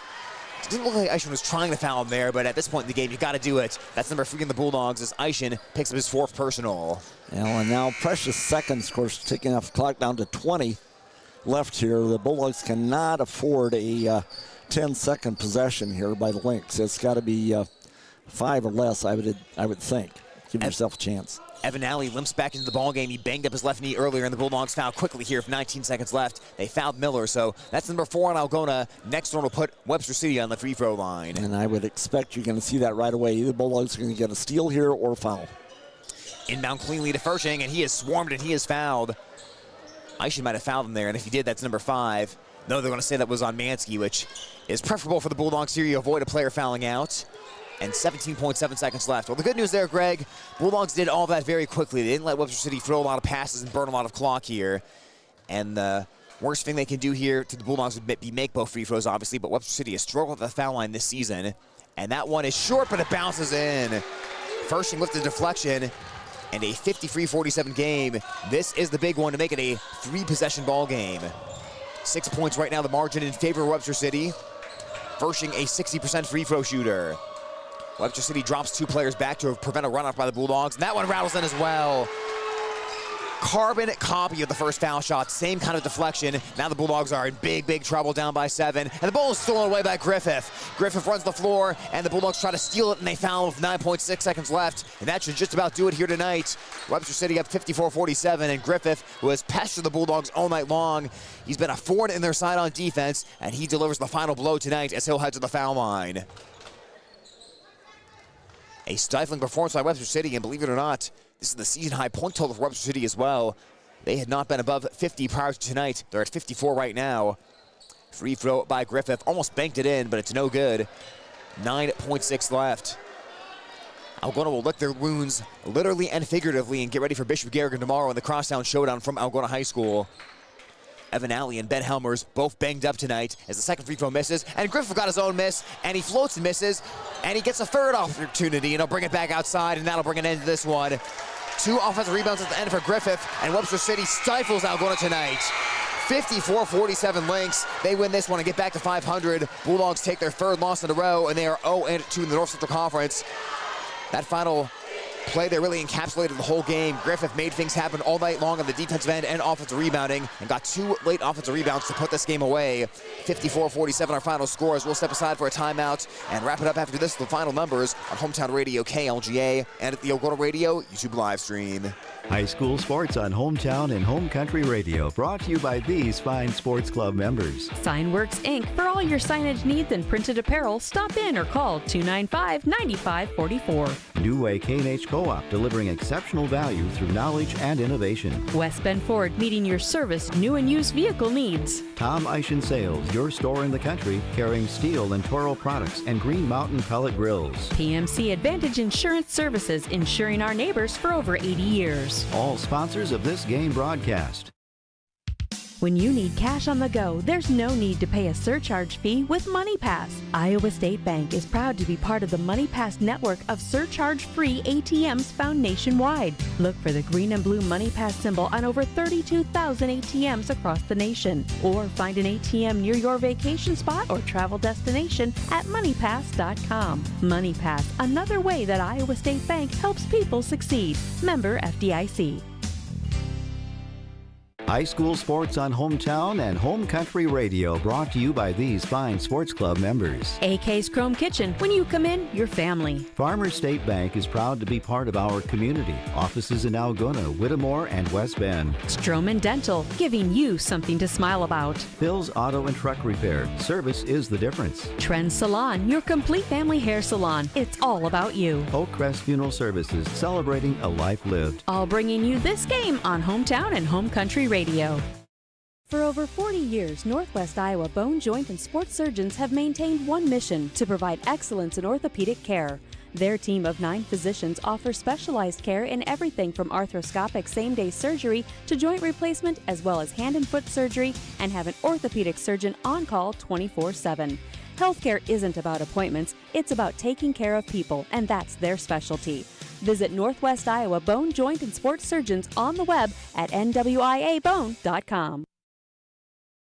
Thank you to these Sports Club members bringing you this game on Hometown and Home Country Radio. Good Samaritan Society, Algona's senior housing and services rooted in God's love. Feed Mill Coffee Company, Algona's locally owned coffee shop. Tangle Salon for all your cuts, colors, hair extensions, and massage therapy needs. Schindler Lawn Care and Landscaping, 515-320-3840. All bringing you this ball game.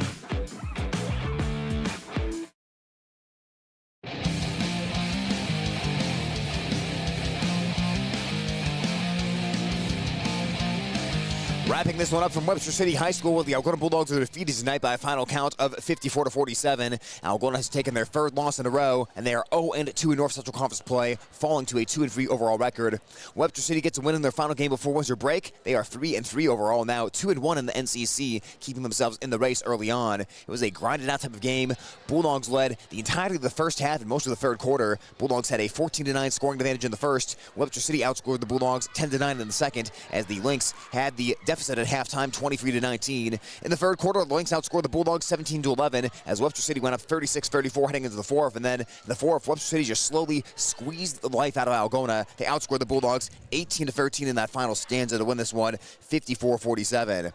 I'm Tyler Lance alongside Greg Stewart, and we're going to sound like a broken record, but Webster City played well defensively all night long. They clogged the passing lanes. They forced a ton of turnovers on the Bulldog offense, and they made sure the Bulldogs never got any semblance of flow on offense tonight. Yeah, really made it tough all night long, and it's kind of some interesting stats here. I think the Bulldogs, you think playing against somebody that played really good defense against you, I've got them 19, the Bulldogs, it says 19 out of 39 from the field, 49%. So, as a team, if you shoot that well from the floor, generally you think you're probably in good shape, but the key here tonight was the team that shot a lower percentage, the Lynx, 43% from the floor, got 12 more shots off than the Bulldogs did, and that was because of 24 turnovers on the Bulldogs tonight, unofficially, and 14 offensive rebounds for the Lynx. Two areas that, the turnovers haven't been as much of a concern until running into this defense here tonight, but the combination of turning the ball over and giving up that many second chances to the Lynx, you give an extra dozen shots. Now, there's the difference in the ball game here tonight. Both teams made 4 3-pointers. The Bulldogs out of 9 attempts, the Lynx out of 14. However, it seemed like they Miller hit 3 huge shots there in the third quarter for them. And then from the line, both made 5 free throws. The Lynx out of 9 attempts, which is not real hot, but the Bulldogs, sadly, 5 out of 12 tonight from the line. So the free throw shooting, the Bulldogs left some points there, but the big bugaboo certainly is 24 turnovers against a very quick, very aggressive Lynx defense. And then, like I say, also the 14 offensive boards for the Lynx gave them those extra shot opportunities and gave them the win. Second half, the Lynx, by the way, 14 out of 25 from the field, 56% in the second half. So they shot the ball well, and as I think you mentioned late in the ball game there, a couple of times the Bulldogs really had them trapped on the baseline, and repeatedly they find somebody cutting right into the lane and for an easy bucket, and good interior passing that way. So high-energy ball game, a tough loss for the Bulldogs, one that they certainly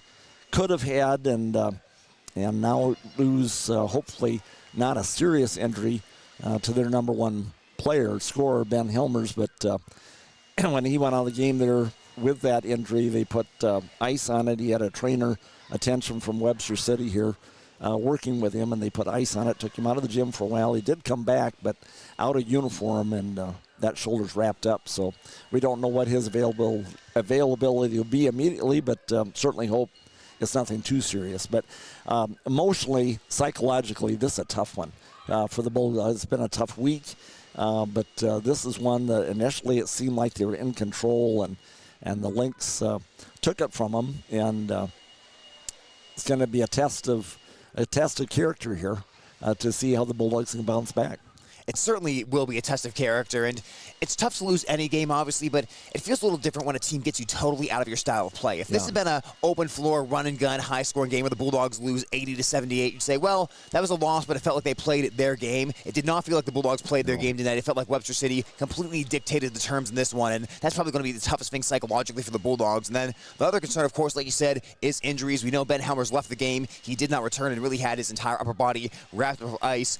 Evan Alley got banged up as well, and the good news is he did come back to the game, but he was noticeably limping after he returned. So going to tomorrow against Bishop Garrigan, your two best players are injured, and you don't know what kind of role they're going to have. That's concerning for the Bulldogs. The good news is you're looking at winter break coming up if they can't play tomorrow, so maybe a little time to recover. But obviously it's never good when two of your best players are A, limping, or B, leaving the game. Yeah, well, we talked earlier about this is hopefully it was going to be a momentum-building game. It was for the gals, not for the guys, as it turned out. But right now you're going into another tough one, that crosstown game tomorrow, and you hate to go into break on successive losses, but it could be that break is coming on now at a good time for the Algona boys, particularly if they've got their two star players kind of banged up here. It might be a good time to have a couple of weeks to try to recover.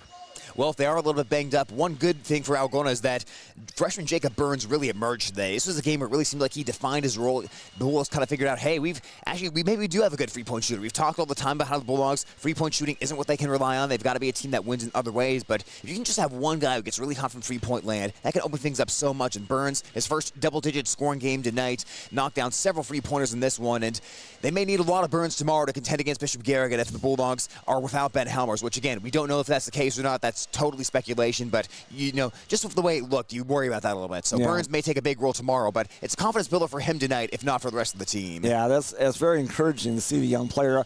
I was kind of hoping we see a little bit of a breakout because in just watching him shoot, Burns, that is, has got a nice delivery in the ball, and it is to mention, like you said, Tyler, that Algona maybe could use a little bit more reinforcement on the threat from the perimeter, and Burns also showed the ability to, if you're going to come out at me, I can take you to the basket too. A couple times he went into the bucket strong on the baseline there. So emergence of a young player that is going to make the team stronger overall, but right now they're staggered a little bit. Yeah, a lot of soul-searching to do for the Bulldogs, but they will not have a whole lot of time to do it because they play tomorrow afternoon against the Bishop Garrigan Golden Bears in the Crosstown Showdown. Our coverage begins tomorrow on Home Country Radio, our sister station, 98.5 FM and AM 1600, beginning at 1 o'clock. It'll be a girls-boys doubleheader tomorrow from Algona High School. Video streaming will be available on the AHS Broadcasting YouTube channel. Bulldogs lose tonight against Webster City. That breaks a three-game win streak by the Bulldogs over the Lynx, and Webster City now 21-16 against Algona, dating back to 2007. So Bulldogs fall to 2-3. Webster City now 3-3 as they even the record at 500 and improve to 2-1 in the NCC. Bulldogs still in search of their first conference win. That will wrap up our broadcast for tonight, though. Again, we hope you join us tomorrow for the Crosstown Showdown. Bishop Garrigan and Algona to wrap up the first part of the basketball season before winter break. For tonight, though, we'll wind it down. This has been a sports production of Hometown Radio KLGA and the Algona Radio YouTube stream. Your final score tonight, Webster City 54, Algona 47.